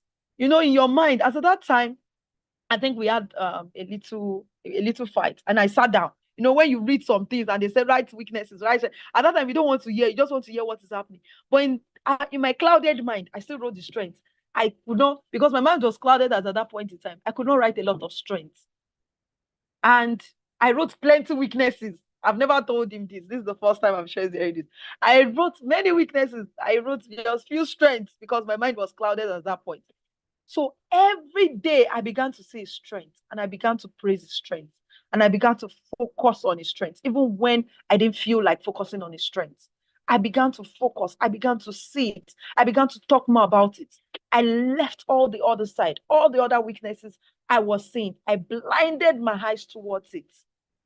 And the more I kept doing it, focusing, guess what? I wasn't seeing the weaknesses anymore. The weaknesses didn't matter to me anymore. I wasn't getting angry. I wasn't getting all anxious, and I don't want to use the word that's coming to my mind, but I wasn't angry about the weaknesses anymore. Guys, you need to leave. I wasn't getting angry about, not you, please. I'm talking to my kids. So I wasn't getting angry and all edgy about his weaknesses anymore, because I began to focus more on the strength of my spouse. So in order to build a great business empire, please don't focus on the weakness of your wife or of your husband. Focus on their strength and praise it. Now, things before, when my husband would talk, before he really married, I will begin to cry. I will cry. I will cry. Now, when he's talking, he's on the issue. Will improve. I'll tell him, see, there's nothing you want to say. My water will not come out of this side. This girl has already grown. Because then I did not understand it. I just thought it was being mean. It was just being mean to me as at that time. But guess what? Because I understand him now. When he's talking, I just smile along the way. I just understand that most times, of course, sometimes, those words would pinch me. I say, no, babe, you're a big girl now. Those years are past now. You have grown yourself. And I'll just say that, he's saying it because he knows I can do better, because he knows I should be doing more, and I am not doing as much as I want to. So, but what did he do? He focused on my strength. He didn't focus on my weakness. When my husband was trying to make me do some things that I wasn't doing it, he said to himself, he was once telling me this, let me leave my wife. What I cannot change, I cannot change. And let me change what I can change about my own self. But gradually I was seeing him. He was speaking, and I knew deep inside me, I wanted to be a speaker, but I was still shy. Deep inside me, I wanted to grow in business, but I still felt my limitations. I still use my kids as my limitations at that time. That I want to raise a home. I don't want to do anything that will not make me raise godly children. The total child. That was my mindset then. I wanted to help people. I saw those things, a lot of things as my limitation, using my family, like a lot of people use their family as their limitation. But that was not the truth. And I still wanted to be that helpmate in terms of being able to contribute to the home front in some things. Like I've told him now, don't worry, this year I'm not contributing. Jokes apart, I told him, don't tell him, I'm not contributing. I want to be baby girl. Like I just want to be traveling, enjoy myself, enjoy my husband. But that was just being me and being trying to create a home of happiness. If you knew me years ago, like my home was not the home compared to now. I had to really work on myself. I would take temperament test now to tell me I'm a sanguine. I'm not a sanguine. I intentionally created that happiness around me. I knew my husband would go to work. He would have, and me, I'm coming. I'm saying, why didn't you do this? Why didn't you do that? I'm saying, babe, I've had a very... So intentionally, I made myself to be happy, to become a sanguine. I will enter mood. I can enter mood swing. Oh my God, we are talking now. I can enter mood swing, and I don't just want anything I just don't want anybody around me at that moment. I just wanted to be that my alone self, just that moody self, that nonsense self. Let me put it that way. But intentionally, now when I enter mood swing, nobody knows, because I know how to come out of my mood swing. Even when he's in the house, I don't feel like happiness. That happiness, I have to create it, because I know his head is always thinking of 1 million things at the same time. So I cannot carry my own temperament to not say, after all, this is my temperament. You can change it. You can work on yourself to be better. So I worked on myself to be better. You too can work on yourself. He also has worked on himself to be better, to be a more romantic spouse. So you can work on yourself to be better. So don't say this is who I am. So he focused on my strength. I focused on his strength. Took out all the weaknesses, because we all have our bad sides. We all have our weaknesses. And never compare your spouse. It irritates me. It irritates me when I see people compare their spouse. Your wife cannot be Bisi Akintayo. Your husband cannot be Stephen Akintayo, Bikonu. It's not possible. Your spouse can never ever be Stephen Akintayo. Neither can it be Bisi Akintayo. Neither can your spouse be your pastor, because you don't know some things your pastor or the pastor's wife is having to condole or to enjoy. You do not know. So don't say that I wish my spouse was my pastor's wife or it was that. If you come to their home and see, sometimes I was talking in my home. I have a lot of people who stayed up in my house at some point. I miss all of them. From different extended family, my home was always busy. We're 14 at some point in the house, and we always have an amazing time. We do devotion, we share the word. It was always amazing. And I remember one of them saying to me, it was later when the person left, they said, when I used to see you and one of them is married, and Dr. Stephen Akintayo, I used to say, me, I can never be like this when I get married, though. The way you are always, and you just say, the way doctor will talk sometimes, and you are always, I said, now that she's married, she said, no, but now I'm married, I understand better. I know better. But as at that time, imagine, she was somebody outside. I'm just using this as an example, because what I can take, maybe you cannot take it. You need to understand that, forgetting even temperament now. Maybe what I can take, you cannot take. What the pastor's wife can take, you cannot take. What the pastor can take, you too, you cannot take.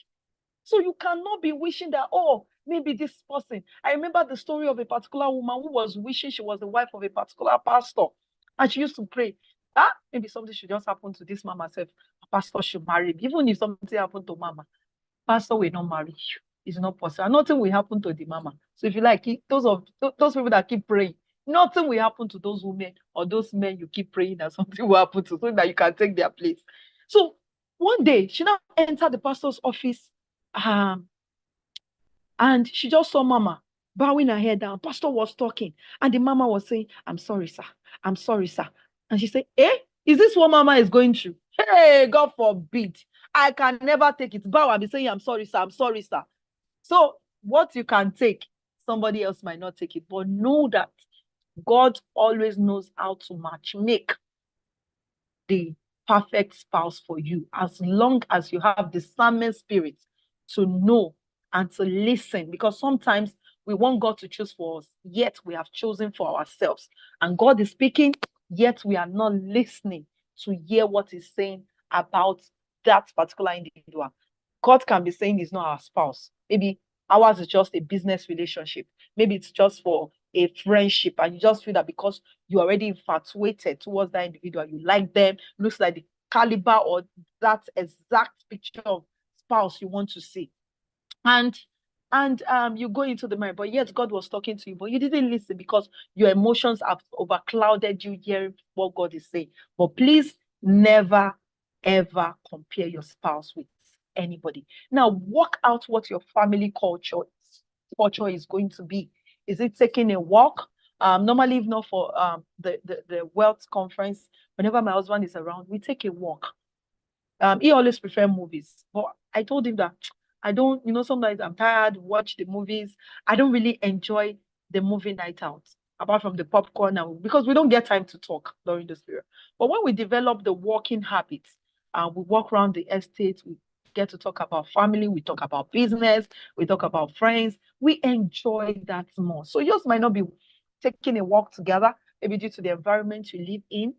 Yours might just be watching a movie together as a family, and you guys interpreting what you learned together. Yours could just be having a family dinner together once every Friday night or every Saturday. Have your family culture. Even the people coming into your home, they know me. I tell them, some are permanent, they are on permanent visa, some are on temporary visa, some are on visiting visa. So I divided people that even come into my home that way, so that they know that you are not here for long term, you are here for short term. You have, permanent. As long as you want to stay, you can stay in our house. It's intentional as well. So it also helps you to know how to work around your family members. So have your family culture, have your family routine that you do. And this can also help you a great way in building a conglomerate, a big business.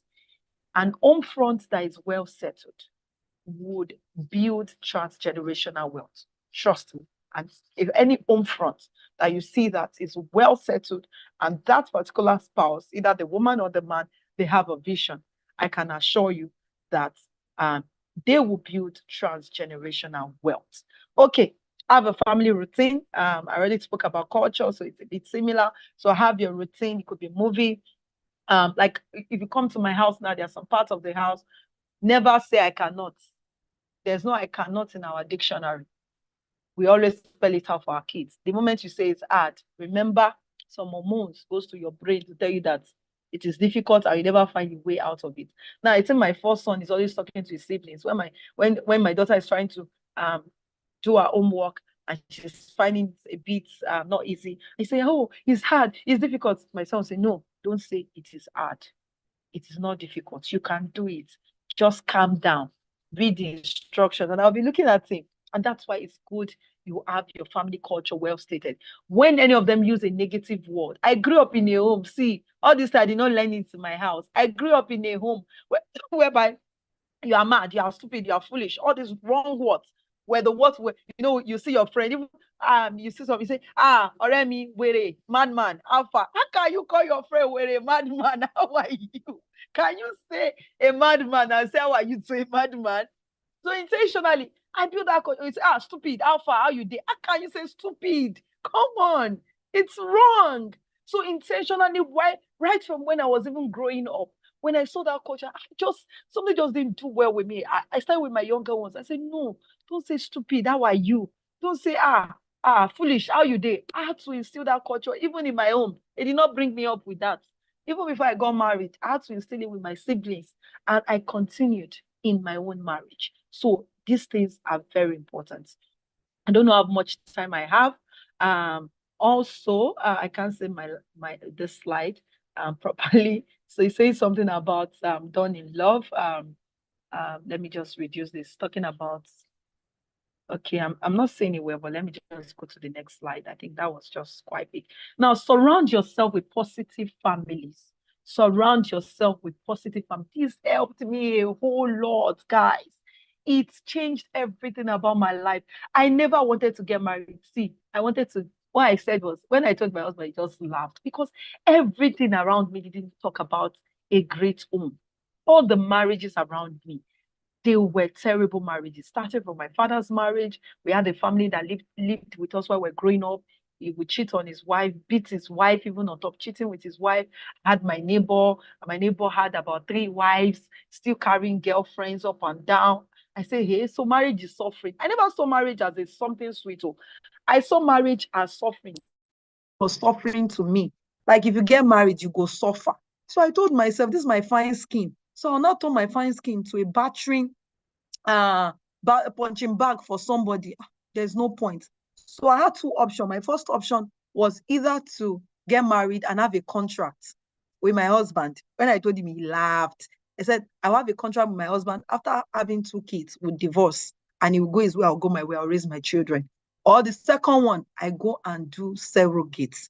That was my plan. Because I hated marriage. Marriage wasn't sweet. Marriage was terrible. That was my perception. That was the way I felt. Because that was what was all around my life.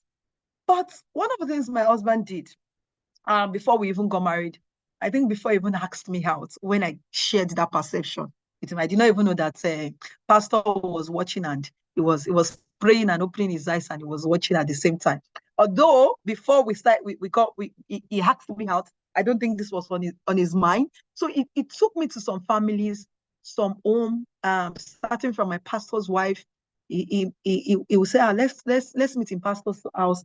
And I was seeing a different perception. You know how a man will talk to a woman with respect, how the woman will talk with respect back. I was seeing a difference from something different from what had been known or used to in terms of the battering. Then my pastor's wife also would talk about marriage. She'll talk about how she's enjoying her marriage. Then I remember he connected me also with one particular family. Then when we were cutting, we spent a night with a particular family as well, a pastor as well. So he actually made me to connect with pastors, with older generation until today.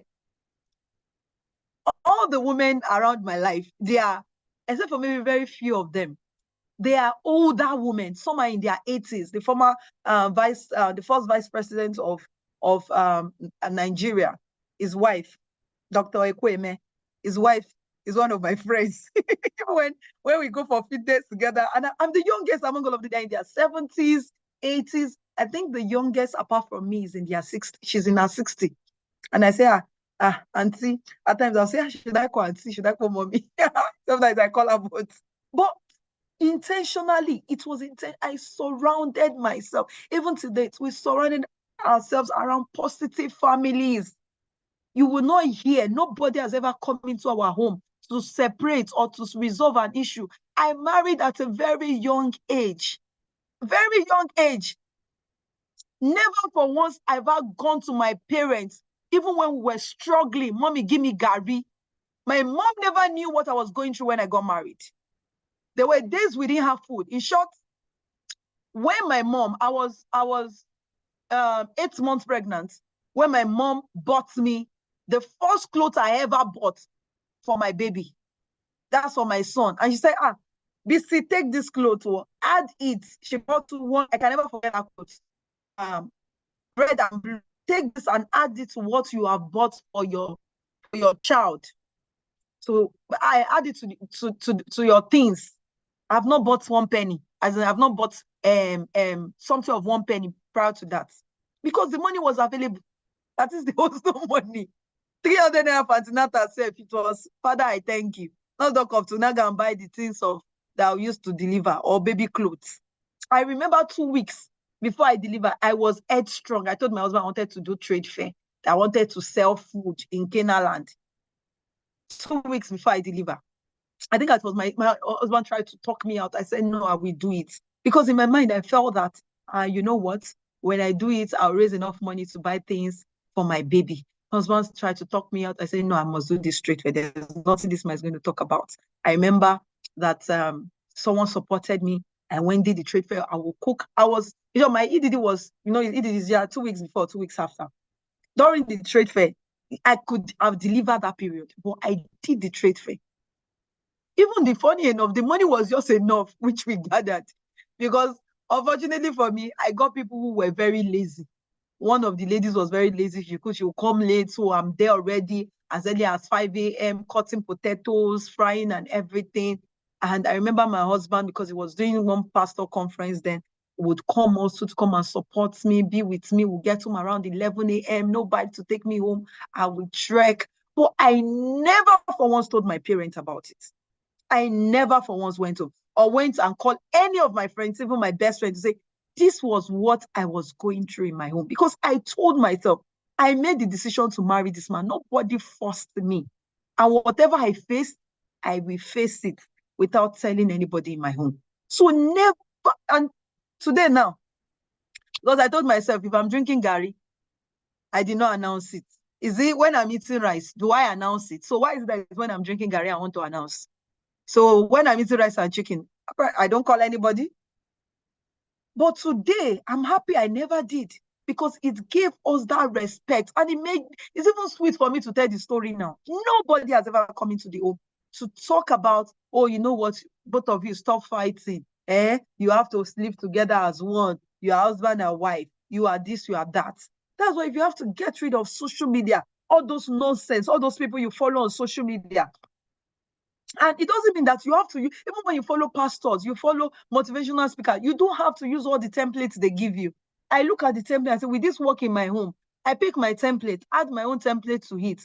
Because somebody else's templates may not work for your home. You can just pick 1 or 2 things from them and say, okay, I want to imbibe this. This is a positive thing. I want to imbibe it in my home. I want to imbibe this culture in my home because it's a positive culture. But if you don't surround yourself with positive families, I remember there was a family that we had around my life, because my husband is by default of who he is not the domestic type of person. If you are married to a choleric woman and you think she will be domestic, you are wrong. Please, if you're a man, you are married to a choleric woman, by default, anybody that is choleric, whether man or woman, they don't like domestic work. They see it as a very silly thing for them to conquer. They want to conquer projects, not domestic work like washing plates, sweeping the house. So if you are that man, you want your house to be clean, you could do it yourself or get a maid that can do it. So by default, my husband is not the person that is a domestic person. And by default as well, the way I have been raised, I own the generator, I kill chicken in my house. There's no separation of boy do this, girl do this. So we do the whole thing ourselves. Boys, my dad can call you, busy, go on the generator, go and buy fuel. So I've been used to those things. So when I got married, and some of my friends saw that around my life as at that time, saw that I was doing these things. They feel like, no, how can I be doing this? No, it's the husband that do this. It's the husband that, but by the way I was brought up already, we were already brought up to do all of these things. So I didn't even see it as anything. But I had to rethink and say, if you hang around these people too much, because I remember I raised, you said this is what she's doing. If you hang around these people too much, it's to cause fights between you and your husband, because the husband by default is not a domestic person. And you by default, you have been raised to do all of these things. So if he's going out in the morning by 5 a.m. to go to office, should I expect him to come back by 8 o'clock again and help me to be carrying gas, to go and fill gas, and I should be hungry because my husband is not around, or to go and me buy pure water, or to go and help me on the gen when I'm the only one in the house? So I'll stay in darkness till my husband will come when I know I can put on the generator. These are little things that we do. We allow people's opinion to get into our minds. If you hang around the wrong people for too long, whatever wrong opinion they are telling you, even if you don't want to take those, if you don't want to take those things they are telling you, before you know it, you will discover that you are taking those principles subconsciously, is entering into you, and you want to bring it to your family. So you have to be very careful. Guide your family.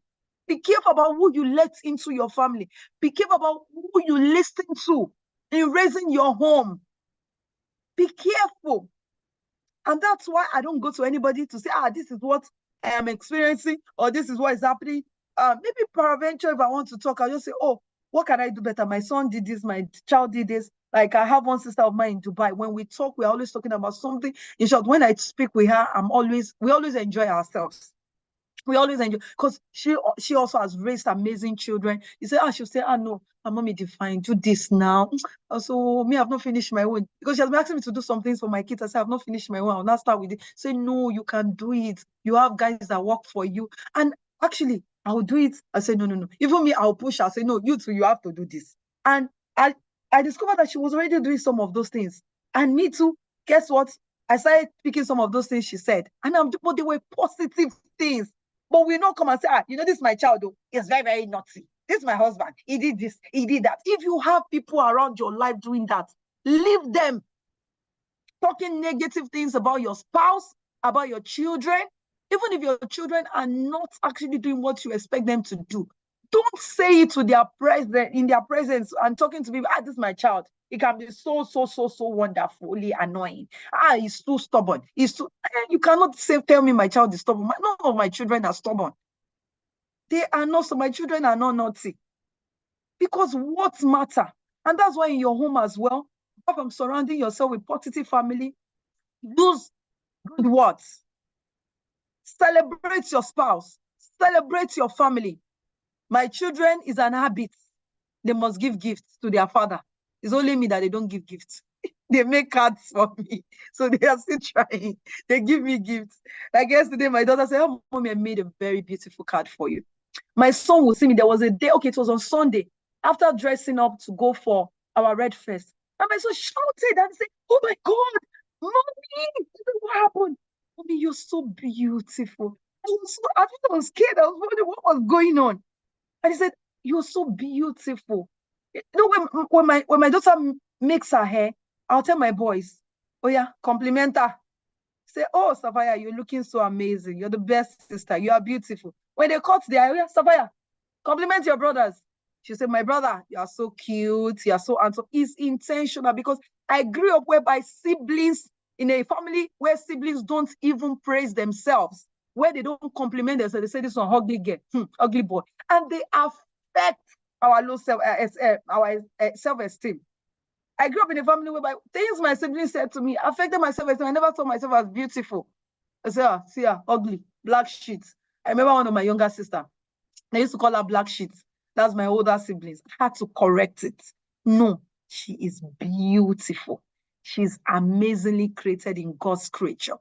So among your children, create the habits amongst them that they will celebrate themselves, say good things about themselves, give themselves gifts. Like my son still said, we are all owing him birthday gifts. So I'm still thinking, what birthday gifts can we all give him in the family? Like the only person that has given him birthday gift is his dad. I said, okay, no problem. We all give you gifts. So I'm still looking at, okay, don't worry, we'll wrap something and give him. I know that's his birthday gift. Because on his birthday, we were traveling and I didn't even remember buying him a gift. So he's still telling me, he still told me yesterday, Mommy, you owe me a gift. So celebrate yourself. What does it do? It builds confidence in your spouse, in your children, and people can smell this when they come around their lives. So celebrate yourselves, say good things about yourself, give to charity, and encourage your family to join you when you're doing your givings. This morning, I'm supposed to have a 10 a.m. appointment, but I looked at it that, I think I need to go and join the SA Foundation. Maybe I would move the appointment to tomorrow and have the appointment done. As a family, if it's not school period, my children will go with us and do charity. And we are also intentionally teaching them how to give and letting them know that givers never lack. When money comes to them, I'll tell them a percentage of this money goes to God, a percentage of this money goes to the poor, the widows, children on the streets. And it's teaching them that by they being in your family is a privilege, because those children on the streets never chose to choose their family. If they chose to pick their family, if they ask all of us to choose who our parents are, and they show us all the wealthy family in the world, who we want to choose a poor man as their parents, I'll probably maybe be Bill Gates' daughter, or maybe be Otedola's daughter. You know, even you, maybe you want to be Otedola's son. So nobody want to pick the wealthy, and nobody want to pick a poor man to be their family, to be their father or their mother. They didn't choose it. So you need to encourage your family to join you in the habit of giving. It's not just for you and your wife alone to do it. Do it as a family. It fosters a whole lot in them. It pushes a whole lot in them, makes them to be more sensitive with about the environment, and makes them understand the law of giving as well early enough in life. Okay, so I think I have come to the end of my session. I hope I didn't take more than the time I was allotted. I hope I didn't, but I hope you all were able to learn something from this session this morning, knowing how to build wealth, how to build your family alongside building wealth, and create a home and not just building luxury at the same time. So I'll be taking questions. I have a program as well. You can be a part of it if you want to. I'm not talking about family and wealth, but it's talking about building wealth as well. It's happening. It's my book launch, and we've done some in Dubai, in London and Dubai, but this is the Nigeria edition happening on the 24th of February, not January, pardon me. And the early bird fee for 34,999 will end today. So if you want to be a part of it, you can reach me on my social media handles on Instagram at BC Akintayo, on Facebook, BC Akintayo, on LinkedIn, BC Akintayo. You can reach out to me, and this is my WhatsApp line. You can also reach out to me as well if you want to be a part of the training. But I don't do marriage counseling, because sometimes after a session like this, people tell me, oh, do you do marriage counseling? I do not do it. But when I'm privileged to talk about building home, family, and helping your spouse that has a great vision to fulfill their vision as well, I see it as a privilege to just talk about this from my own wealth of experience. But like I said, my template might not work for you. You can just pick one or two things and build your own template for your home that will work for you as well. But try as much as possible to surround yourself with a positivity positive people, and say positive things about your home. Even if your home doesn't look like what you want right now, keep speaking it. Keep speaking it. Keep saying it every day, forgetting what you are saying. Guess what? One day, it will definitely come to pass. So thank you very much. Thank you, Dr. Stephen, for having me. I appreciate you, sir. God bless you, sir, and I honor you, sir. And thank you also, Dr. Pat Joel, for bringing me up this morning. Thank you, sir. So questions? Wow. So I've been a guest of GTEx Homes today. We've been to 2 locations, and I can tell you they are not bluffing.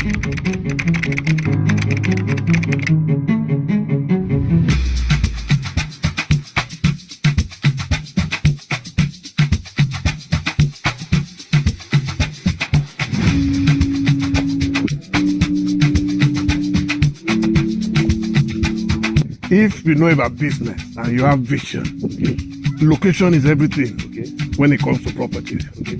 So the location is right. The location is just amazing.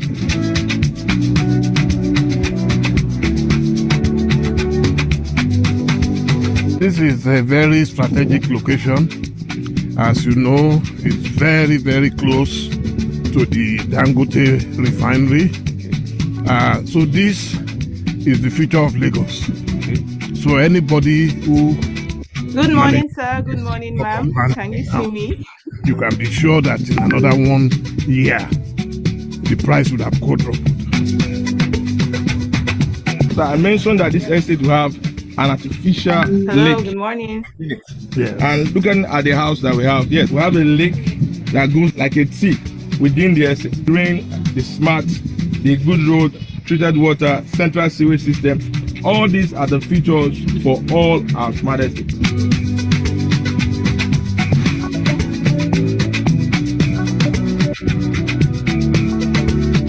Being a guest of GTEX Homes today, we've been to 2 locations, and I can tell you they are not bluffing. They are very, very serious about what they do, and they want to bring a change to the property industry in Nigeria. GTEX Homes, building the future. Embark on an extraordinary journey at the proposed Jasper Estate Katy, where luxury meets legacy. Our esteemed guests witness the splendor of our estate, creating unforgettable moments. Seize your opportunity with easy investing. For non-U.S. entities, Step 1. Log in at www.gtexthomesusa.com. Step 2. Click Invest Now. Step 3. Fill out your KYC. Step 4. Make a payment. Minimum investment is $10,000 USD for U.S. entity accredited investors. Step 1. Log in at www.gtexthomesusa.com. Step 2. Click Invest Now. Step 3. Complete your KYC. Step 4. Make a payment. Minimum investment is $50,000 USD. Got questions or ready to elevate your lifestyle? Contact us at +1 443 790 3925 or visit info@gtexthomesusa.com. Jasper Estate. Katy is a place where every detail reflects your journey to luxurious living.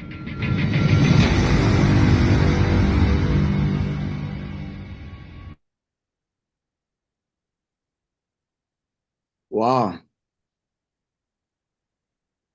Okay. Walter, I think you're there. How are you?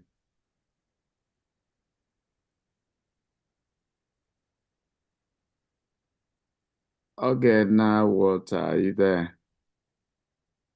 Good morning, sir. Good morning. Were you in the class or you just joined us? I was, sir. Good morning, ma'am.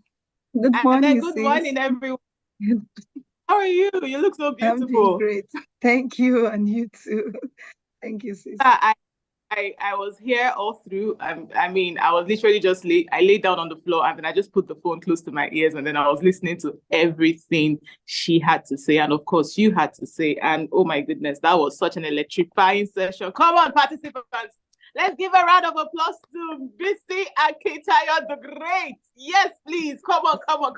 Clap for her now. Come on, clap for her. Celebrate Grace. Like that was an amazing session, ma'am. Like, I really think you should include marriage counseling because please help our ministry. I am single people in the house. Am I speaking up for you? Even the married people too. Your counsel, ma'am. Managing a great spouse for wealth creation. You gave it to us back to back to back because, like you rightly said, sometimes the woman is the vision carrier. How can the man also support that vision? I mean, I listened to you when you said, you know, it takes a lot for one to accept their flaws and faults and endeavor to be better. You stated clearly that way back you had low self-esteem. See, when you said that thing, I was like, did she just say that?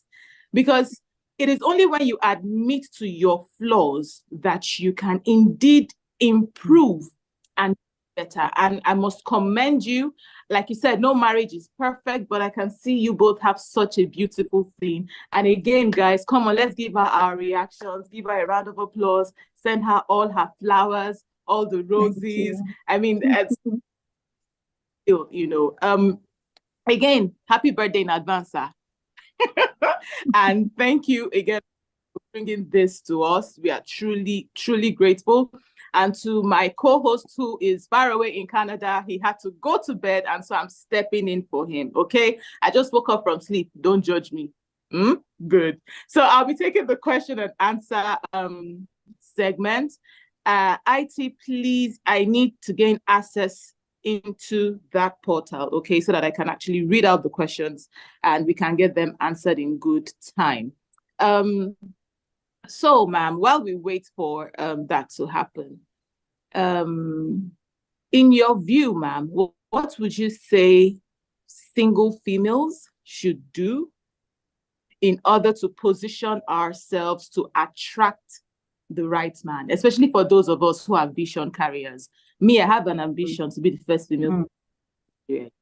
And so sometimes I meet people and they say to me, doctor, you're just hearing it for the first time. Yes, sir, now you know. Now you know. So how sometimes I meet people and they say to me, okay, now you're too strong. You know, you need to learn how to be softer. And this is me, and being strong is practically all I know how to do. You know, I am not rude. I don't think I'm disrespectful, but yes, how would you advise me? This is now big sister to younger sister. How do you advise me to like strike a balance between being that strong person in the outside and attracting a man who can help me run with my vision? That's a beautiful question. And I've seen a lot of people who are strong having issues like this. And I would just draw out, before I talk about the positioning, I'll draw out examples of some strong women who we already know, like Mommy Bukun Awoshika. She's a strong woman. Mommy Fuluke as well. Adejumo, she's a strong woman as well. And if you check these people, one of the things you discover is that they are married to a greater man. I mean, someone greater than them, who is not in any way feeling low or feeling having this low self-esteem due to their success, who is angry or who feels that they are more successful than themselves, or they out, everybody knows them and nobody knows them. So every great woman, from what I have discovered, are always married to men that are also great. And in most cases, I discover that some of those women were already doing well as well. They are already married to men who are already doing far better than them, even in life. Now, I'm not trying to say that every strong woman must actually find an extremely strong man in terms of wealth creation. But what that has done is that, because they personally, they are the women, the choleric women who are everywhere traveling, these men naturally are not intimidated by their success. They are not feeling in any way they are low to them, because when it comes to money, they have the money. So where's the intimidation coming from? So there are two ways about this. So where's the intimidation really coming from? But when a man, oftentimes, because when the woman is already made, is a bit more difficult in terms of you trying to calm down. Some people say, hey, calm down, do this, do that.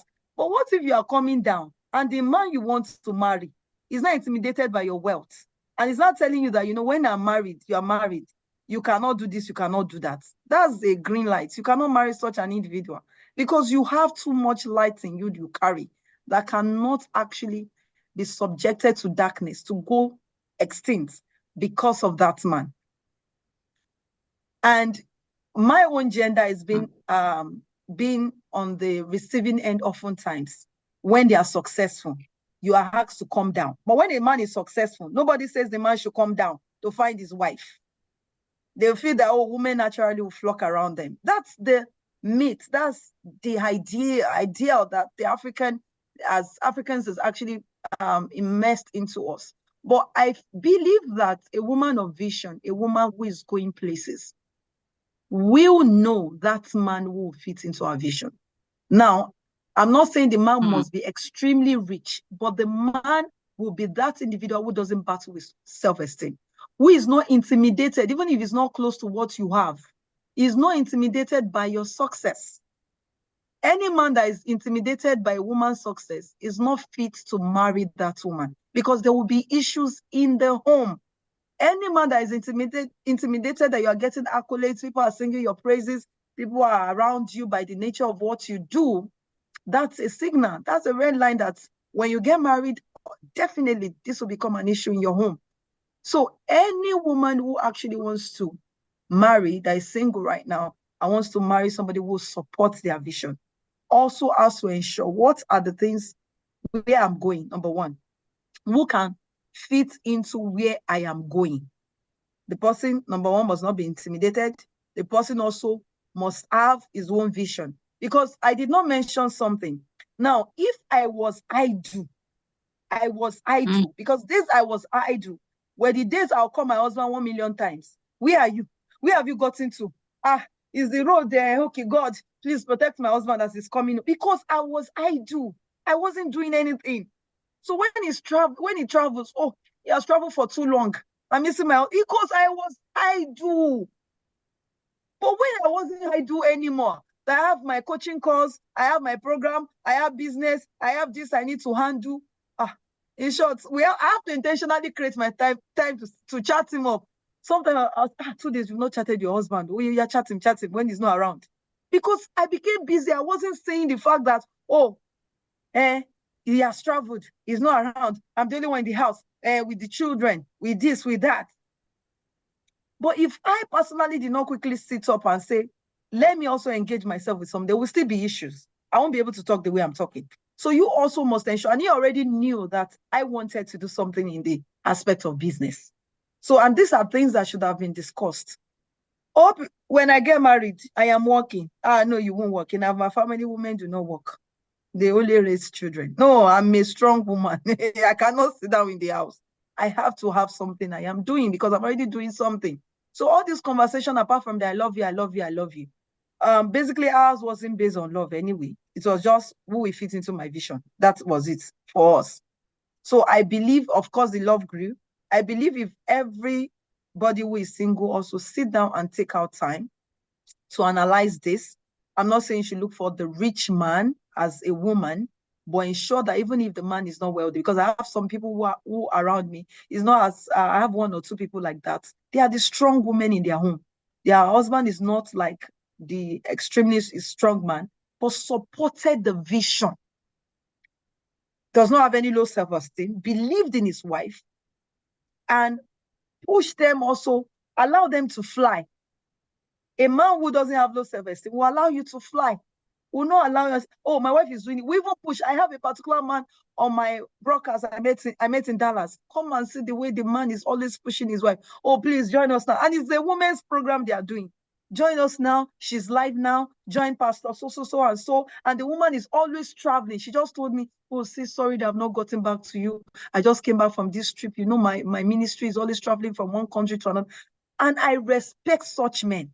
So ensure, number one, your husband or the man must not or never be intimidated about your current success. Because if he's intimidated, then there is trouble. Let me add to it that I know Dr. because we Steven need has to a wrap. couple of things he will add more as well. Okay, sir. Back. Yeah. Let me add to it because we need to wrap up by 8:30 so people can get to work. Else, we don't want to have people fired. The quality of the information, some people wouldn't mind, going late to work, but we need them to focus on their job, which is why we started the event 5 a.m. so we can wrap up on time. People can be at work. But it's important to say, and by the way, when I told you that the most beautiful girl in the world is coming to train you and all of that, I hope you now know I wasn't exaggerating. Absolutely Right? not. Because Thank you, sir. it's just beautiful. She brought down the roof. I've got people sending me message and say, "Cha, she brought down the roof." So your wife just scatter everything. Right, let's close the conference. Right. But to the conversation, I think it's a lot easier. Even the man my wife was talking about in Dallas, is into oil and gas and doing very well. So because he's very successful in his own right, he's not just the outgoing type. So it's helped him to be fine. For example, Pastor Ibukun Aoshika that she talked about, she's a pastor in their church. The husband is not. In fact, she says most times she will be looking for the man. And he attends the same church. He will be somewhere back. He doesn't want to come forward. But a lot of people don't know that Pastor Ibukun Aoshika's husband is one of the top richest oil and gas guys in this country. right? So as far richer than her.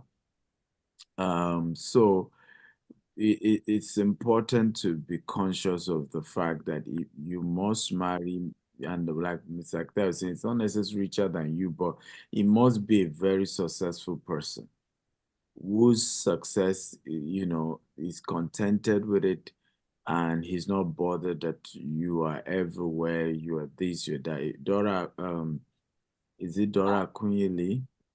Dora Akunyili, not Obi Ezekwesili, I think as well. This woman that, Ngozi Okoye-Iweala, when you look at those people's husband, they may not be out there, but they are equally successful men who, because of their success, there's no need to be intimidated, to be jealous, for example, at some point I had to, put some break on the pressure I give my wife. I'm always the one telling her, you can do more. You can push that, because I don't understand how her success affects how am I intimidated that she's doing well?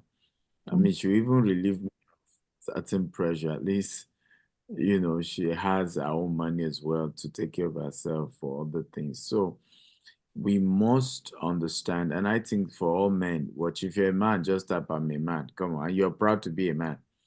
I want to advise you, empower your wife, to bring you a lot of joy and glory, and to also give you peace of mind, right? Like she said, she was idle. I won't also have my own freedom to do a lot of what I'm doing, because every time is, can't you just sit down? Can't I just be looking at your face? And we'll all be looking at each other's face in poverty. Be eating poverty. I totally agree. So, yeah. I'll give you just one more question, and then I'll give our dearest Lady B one question, just one question, and we're done. So, sir, for you, there is a question, and it states that, how do you as a man make your wife to be and see things as you do, especially in career and finance? How do you also explain the fact that you're not a house chore person, as opposed to what the society paints a husband material to be? That question is for you, DSA. Well, so I love to give a balanced context. So I give you this story. Like my wife said, we used to live in a suburb in Songwater. And we had this family friend would living not too far from each other. So my wife will, use style to start telling me their gist. Because I'm close to the husband, my wife is close to his wife. And then you see her telling me, so person. In fact, she was just gisting me how her husband wash her pants, how her husband wash her clothes, how her husband does this, and how women with subtle, in other words, is a way of saying you too. So I remember saying to her, I said, Alpha kids. And I remember saying to her, I said, well, I don't know what my friend's vision is, but I know my own vision. I intend to be one of the richest people in the world. I would define what wealth is. I said, so what we can get chef for, what we can get nanny for, what we can buy washing machine for, right? I don't think it's the definition of love. I said, give me time. Give me time. I will soon get to chef. I will soon get to nanny. I'll soon get to washing machine and all these things and more. But the time in my ideas for a global brand, I'm sorry, I won't be using it to wash pants, just to prove how much I love, and I work towards it, because again, some men are sweet talkers and they are not talk and do. Me, I'm talk and do. right? As God will help, just within a year, we were still in that environment, but we moved to a better house. We now had a car. So when I started that conversation again, your husband is always traveling. She said, Madam, now my husband go eat, I go chop in face. I need to let my husband do the work because result had started coming. So by herself, I didn't even need to tell her. She was started correcting her friend to say, look, I won't, because that one too started those, he's too busy, he travels, say, look, I won't eat his face, right? To go and hustle so that we can be fine. So over time, she was able to start correct, and it's a journey. It wasn't a destination. So I want to encourage the person that asked the question to make your spouse see certain things. It's a journey and not a destination. There's a place of patience. Like my wife said, she didn't even believe in this entrepreneurship. When I had business chat, one day she woke up to me and said, okay, go and look for a job, right? Because we can't continue like, and I had to beg her. I said, don't worry. It's a phase. I will overcome this phase. Even entrepreneurship, my wife, it was recently as things got better that she too left to her, just want to be a career woman, something consistent so that we can take care of the family, not this entrepreneurship way. Today there's money, tomorrow, there's nothing. So it's a journey. So a lot of time people see my wife and they get impatient. They want their wife to be like my wife. But Oga, I've been cooking this woman up even when I was in a relationship, and she wasn't the only one I mentored. I mentored so many women, right? I mentored so many men. And so it was just that God happened to make it so that one of those mentee, I used to be a mentor on campus and many people. Just happened to be that one of those people is now her that I'm married to. And so if you don't groom your wife, mentor her, invest in her, and then you now want her to be one superwoman, I don't understand how it works. I don't understand how you expect, a lot of times we want to reap where we did not sow. And we're too much in a hurry. I was still encouraging one of my friend whose wife is the same personality as my wife.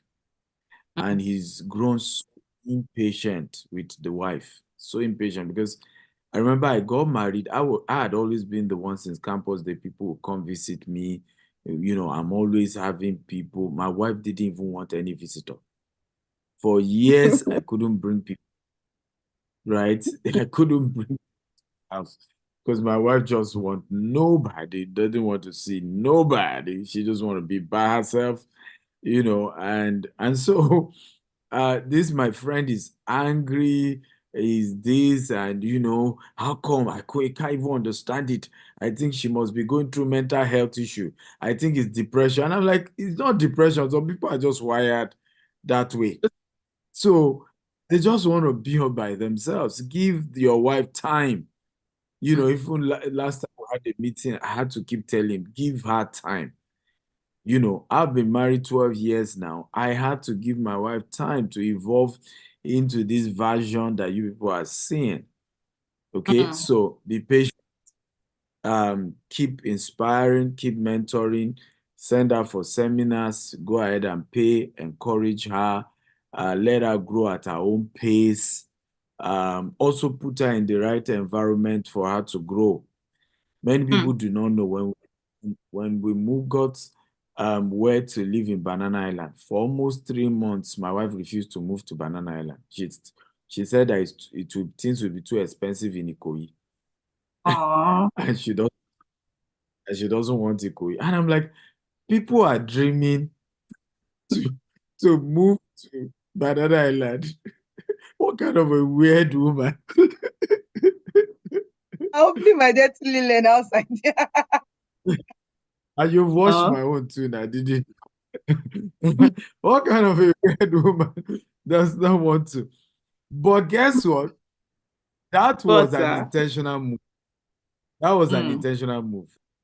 It's a subtle intentional move because I knew that as she moved to that kind of environment, she will be forced to step up her game because the caliber of people it will mix with in that kind of environment, there are a lot of high net worth individuals, and she will start stepping up her own game as well. Because my wife can enter Okada. Like, I knew people who say, I know your wife. She can't be your wife. It's not possible. I saw her taking Okada. You know, she don't need to be your wife. How? How? I saw her there back. My wife don't send you. She's as down to earth as anything can be, which is beautiful for me. But also, I knew that there was a need to also, again, fit into the status as one begin to rise up. People expect certain level. And so as she move and dine with people at that level, she's still going to be herself, but she also can relate with people at that level. So it's very important. So my brother, be patient, right? It's not easy. Trust me. And both ways as well.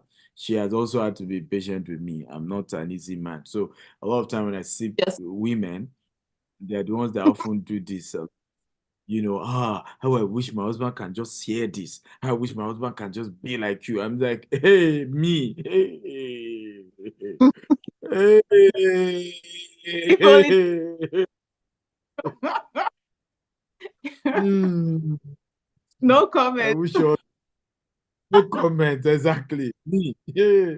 I married the person that can manage me, period. So, yeah. That's a fantastic place to live. So, sir, be patient. Ensure that you put your seed in the right soil for her to grow, okay? And be patient.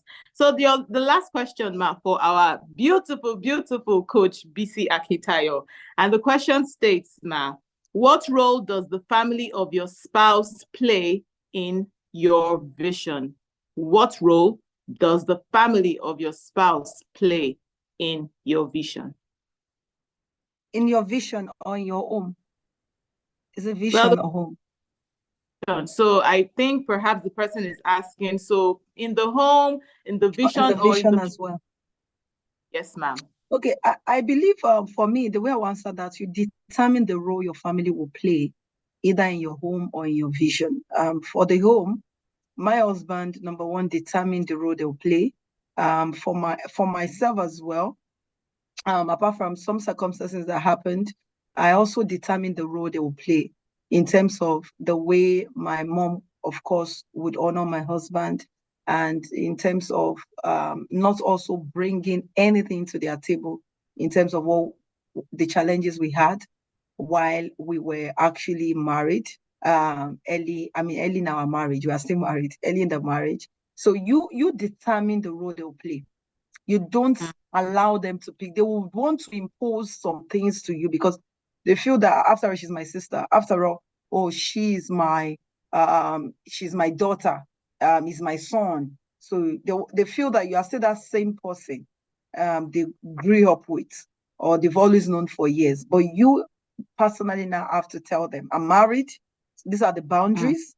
I love you. I don't hate you, but this is my home. And your jurisdiction does not come into this house. And I also understood that when my brother got married. When I went to his house in US, I did not enter his wife's kitchen until she enforced it that I should enter. Because I did not say, after all, it's my brother's house. No, I knew it was a home. My brother was my sweetheart, my best friend while we were growing up. But he's married, so I gave him that honor. So even if as an individual, you don't know you should give the honor, the man or the woman should explain that this is my wife, this is my husband, and this is the way, even if you are the last born, for you to have made that decision to get married, it means you are man enough to make decisions for your own. And that's why even when you're married, you don't go to one brother to give you money. When you're going to beg the same family for money, when you're going to beg them for food, how will they respect your spouse? How will they even believe in your vision? They'll feel that you're a man of no visions, too much talk and nothing. Is it not in my house that I drank Gary yesterday? Is it not in my house? Am I not the one that he came to meet when he had problems? I gave him money for business, money for this, money for that. So that also waters the respect, because they see you as somebody who cannot even take care of the home. That's why when I see people who want to get married and they are going all around soliciting for funds, it's always weird to me, because I never met one person to give me money. Our wedding ring was 1,500 naira that we used for our wedding ring. That was the amount we bought it. Our food, everything, my cake, the whole icing, it was blue and white, Bible cake. The whole icing had gone off the cake by the time we were going to cut the cake. It was not a well-made cake. So I did not go and beg money for anybody. I did not go and meet any family for marriage, even my husband. So I don't, to be honest, if you come to me, I won't support you. You say, hey, I want to get married, please support. Because I did not go and meet anybody. I feel you should marry according to your pocket and not give yourself a financial turmoil because you want to get married. So if you're already doing that, how will I respect you, to be honest? If I'm your family member, I won't respect you. Let people support if they want to support, not that you now begin to go and beg. Because if you are begging for marriage, meaning you beg for wedding, you beg for the marriage as well. When the baby is born, you still beg. That's what it means. When you need to send the child to school, you will still beg. So it means you are not man enough to take care of the home. So if you are man enough, you show that in everything, every area, and they will respect you for your vision. They will respect you also for your home and understand the boundaries. And now also you should give to those people. Even my husband, in the little stage we were, if it's 2,000 naira, 5,000 naira to give my mom, as at that time when she comes to visit, he will ensure he gives her money for transportation. He doesn't just let her go. At our level, he was still giving. He was still giving to grandmothers, to his family. We never go to anybody's house empty. We if it's only bread of 200 naira we can buy when we are going to visit, we will buy that bread. We will not buy that bread until you give us transport fare that we are going back. No, it has never happened. We that decide to come and visit you, we should use our common sense to know we should carry our transport fare in our hand to be able to take motor, so that our respect will not be, brother will not be taking, some people call you Mr. Brother, but when you are asking for transport fare, when you came to agree, how will they call you brother? When you're from your younger brother or auntie, the brother self will be, they're think of, let me just regard you small. So for you to respect yourself, get your respect, you also have to earn it among your family members, even among everyone you meet, literally. Thank you so very much, Coach BC. Please, can we give her a round of applause? I mean, celebrate our speakers. We've been up since 5 a.m. and just add so that we then go. Yes, that it is you that should handle your own family members. In other words, let not your the spouse husband manage people from his own side. Let the wife manage people from her own side.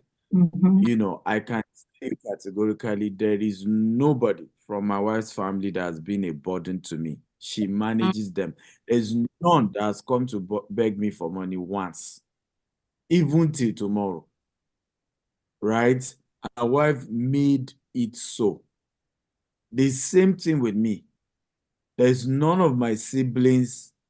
In fact, my younger brother had to be begging for him when they finished with his life in my house at some point.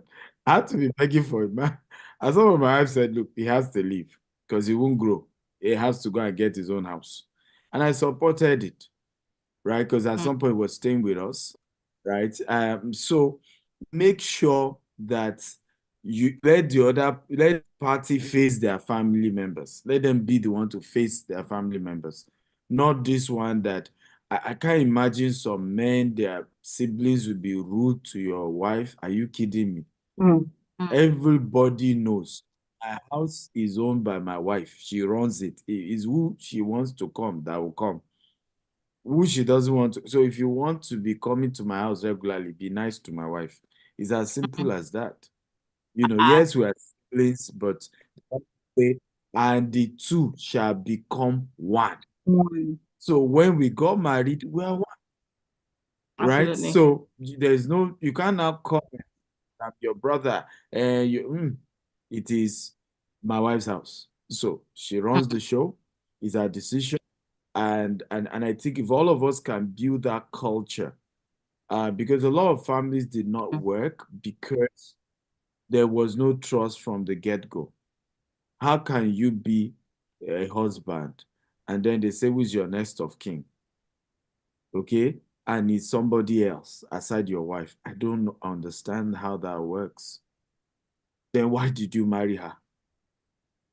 Okay? There's just no point. There's just no point.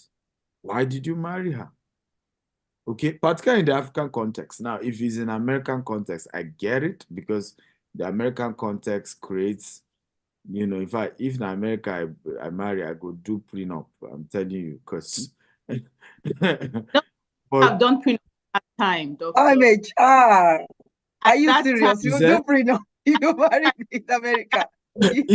Yes, if I were Try. to have married in America, I would do prenup. I'm telling you My that one because sister. this one that people just wake up in America and walk away.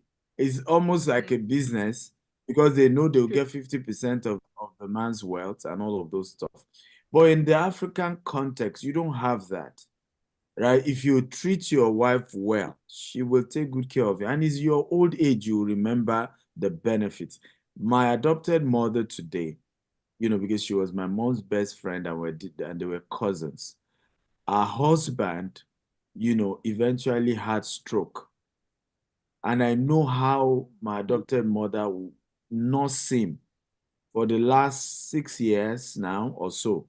Now he's walking back again. 20-something years. No.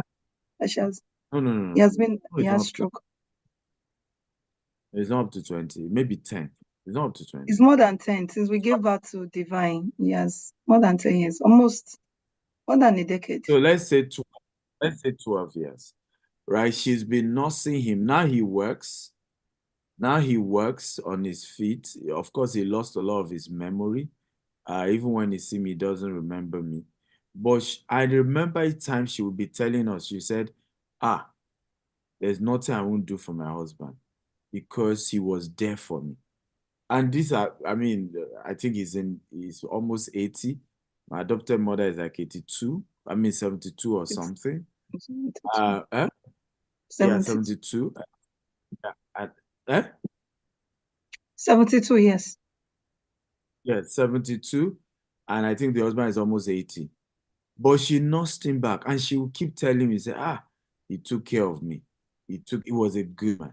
He's a good man. He's a good man. So she would sleep. She practically slept in the hospital with him for almost a year. Right?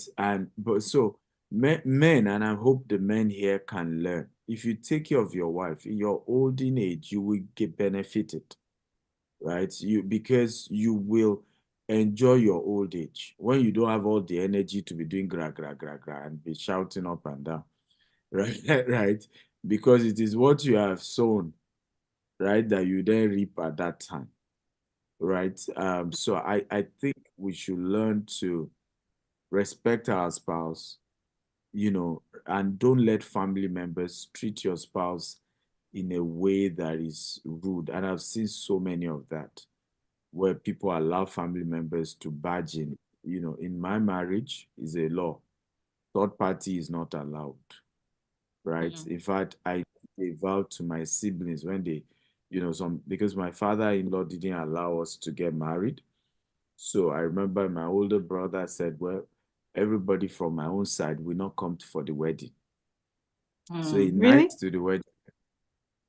So yes, a night to the wedding, I went to meet all of them. And I said, well, I am the one getting married, not you. I said, but I promise you one thing, whatever I see in this marriage, I will face it. I will not come and report to you. It's 12 years now. I have not once called any one of them to say, yeah, this is what my wife did. This is what happened. And, you people said it, you are right. I've learned my lesson. It wasn't because the marriage was perfect. We had our weaknesses and differences and challenges. But I think it even helped because whatever our eyes saw, we managed it. We knew. And I think the same for I think the same for us. So we couldn't go and tell anything because they would ask, we told you. So as at the time, there was no money. She couldn't go. She can't call anybody and say, we're struggling. You won't believe. At some point, she was pregnant, and I think she had not eaten for a day or two. Because yeah, it was that tough. But she can't call anybody. In fact, at some point, I remember she was a copper in a school, and one day she came home, with some food item from you need to say I snap. Did you tell her we're struggling? Did you tell her we don't have money? I said, no, dude. I was so, because I have learned contentment all my life. I'd rather die in my house, no food, than to go and beg, right? And begin to beg people for food and lose my dignity. No, no, no, no. We're not such people. We have learned to carry ourselves with dignity. And I think it's important. And it was the days we had nothing. Okay? So please, I hope everybody's learning. All this while, I invited a guest, and I'm a bit disappointed with some of you who were dropping account number yesterday. I invited people to come and trade. Some of these people came. These are people who will collect tens of millions to speak at events using relationship. They are here. And then they were teaching, and then you are dropping account number. Abba. Okay, let's have some dignity. Where God will take you. Whether man helped you or not. Right? And I've taught us over and over again, there is dignity in labor. Rather than beg, go and look for something you can do. Ask them, can I wash your car? Can I do something? Add value for whatever you want. And that's been my culture. I would rather add value than beg anybody. I would do my own hard work.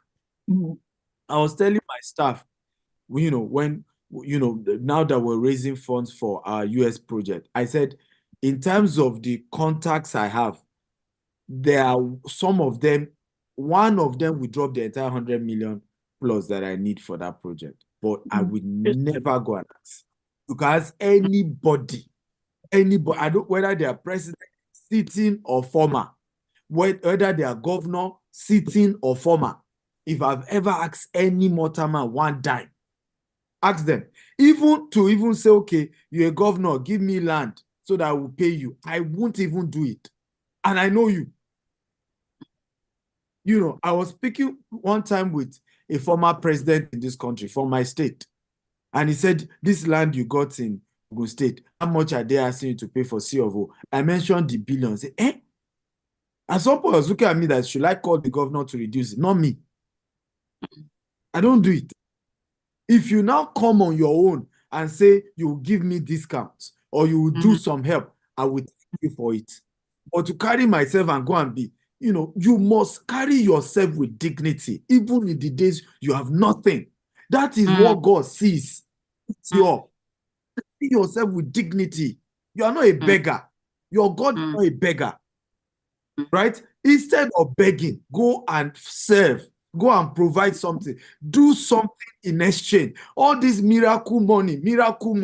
These are the nonsense some people have, brainwashed you with. All this, get something for nothing. Right? It's how we have lost color, honor, dignity. If you want something, do something. Don't ask for something for nothing. Add value. Let people carry you with respect. When you see people around today who are old enough to give birth to me, calling me, oh, Dr. Stephen is my friend. The reason they do that is because I did not hear myself before them. In the name of, brother, what can you do? Help your boy. No, I carry myself with dignity.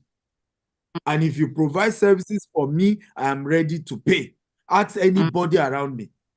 You do something for me, I may not pay to the tune of what you do, but I am ready to pay for every single service you do for me. I remember a top pastor in this country who does consulting and coaching, right? At the point, we invited him, it's people reach out and say, I hope you know a charge. I say, of course, I'm ready to pay. I'm not your regular church people who just think that, for free for your member, help your people. I'm ready to pay. I pay people it may not be to the level of what they expect. I may ask for discounts, but I am ready to pay for value for value. I don't expect people to be doing things for me for free. If they choose to do it, I thank them, but I'm ready to pay. That is the culture that will make you wealthy as we go on. God bless you all. Thank you so very much. Please, can we give them a round of applause? Send in your comments, your reactions. Yes, I'm clapping. So impactful, as it has been from day 1 to day 2. And today we are in day 3. Come on. And I can't wait for the 4, day 5, and your birthday. Ladies and gentlemen, please, let's say a very big thank you to, of course, our convener and host, Dr. Stephen Akintayo, the Great, and his beautiful wife, Coach BC Akintayo, the greatest. And of course, our anchor for today, Mr. Jamie Pajoel, who joined us all the way from Canada. We appreciate you so much. And remember to return in the evening at 7 p.m., where we will be having the beautiful, delectable, and hugely impactful Honorable Justice Mabel Shegu Bello, and of course, Apostle Toby Arayomi. Remember to share your testimonials across all social media platforms, and the hashtag is GWBC 2024. On behalf of myself, the members of the GTEX Holdings Group, and of course, Dr. Stephen Akintayo himself, I want to say thank you for being here. Thank you for having me again on this platform. Remember, marriage is a teamwork. Nothing grows overnight. We don't jump up. No, we don't. We grow up. And if you want something, do something. My name is Ogena Walter Ekubiri. God bless you, and we will see you at 7 p.m. Remember to come with a friend. Thank you.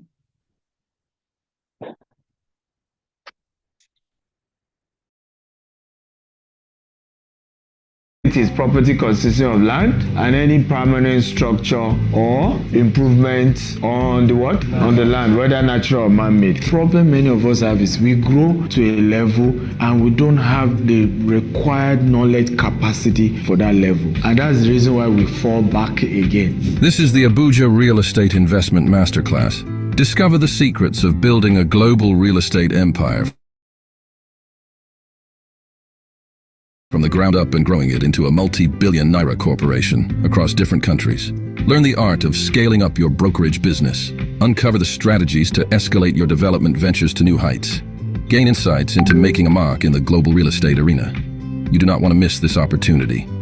This event is taking place 2nd and 3rd of February 2024 by 9 a.m. Watt, Abuja Continental Hotels, Wuse Abuja. Visit www.stephenakintayo.com ream to register now. Embark on an extraordinary journey at the proposed Jasper Estate Katy, where luxury meets legacy. Our esteemed guests witness the splendor of our estate, creating unforgettable moments. Seize your opportunity with easy investing.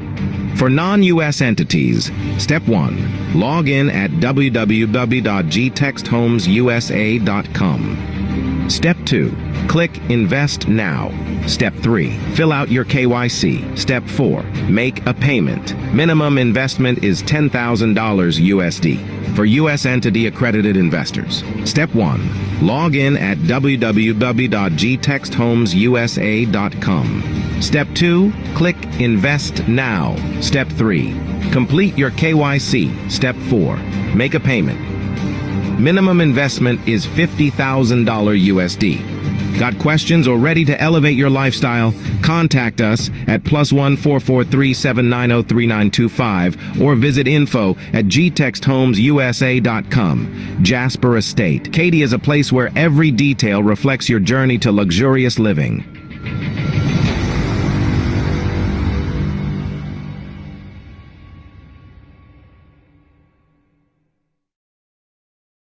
I've been a guest of GTEX Homes today.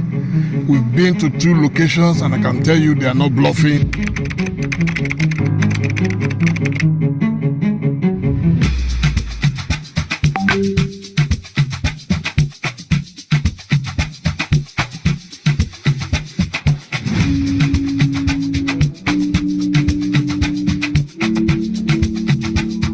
If you know about business and you have vision, okay, location is everything, okay, when it comes to property. Okay. So the location is right. The location is just amazing.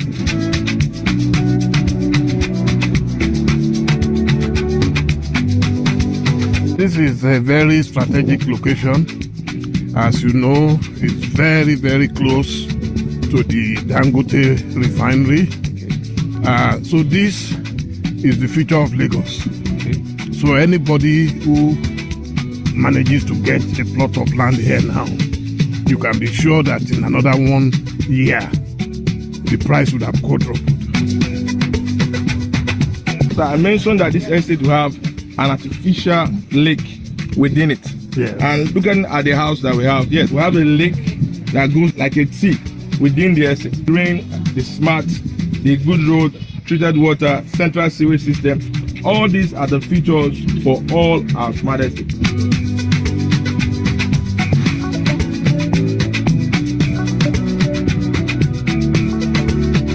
Being a guest of GTEX Homes today, we've been to 2 locations and I can tell you they are not bluffing.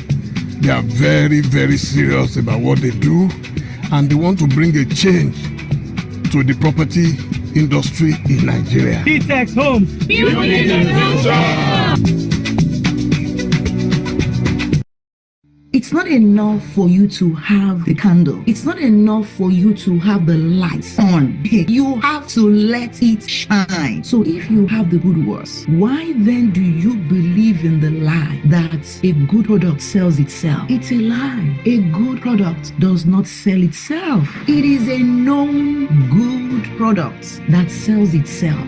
And if Jesus has commanded us to let our light shine, then why do we do this fake humility where you're trying to say, no, I don't want to be too out there. I don't want to be too much. I don't want people to judge me. I don't want that. And these are valid excuses, but guess what? They are excuses. It's not enough for you to have the good works. Your good works has to be known if you want people to know, if you want people to see the good works, if you want people to glorify your Father in heaven. Join us tonight for the Global Believers Wealth Conference at 7 p.m. Register on www.stephenakintayo.com/BWC. That you had a bad experience doesn't mean everybody's like that, right? That you worked for a company and sometimes even the so-called bad experience you had, we need to question it because sometimes it's just your own immaturity. So today I've learned now you can't just be reporting people to me. I sense it. I filter your statement from your lens of bias. I filter. You can't just bring certain things to me, right? Because I filter it better now because maturity is there. When you have not experienced life, I want to beg every one of us, can we study to be quiet? If something is happening around people that are ahead of you, can you study to be quiet? Convert your criticism to questions.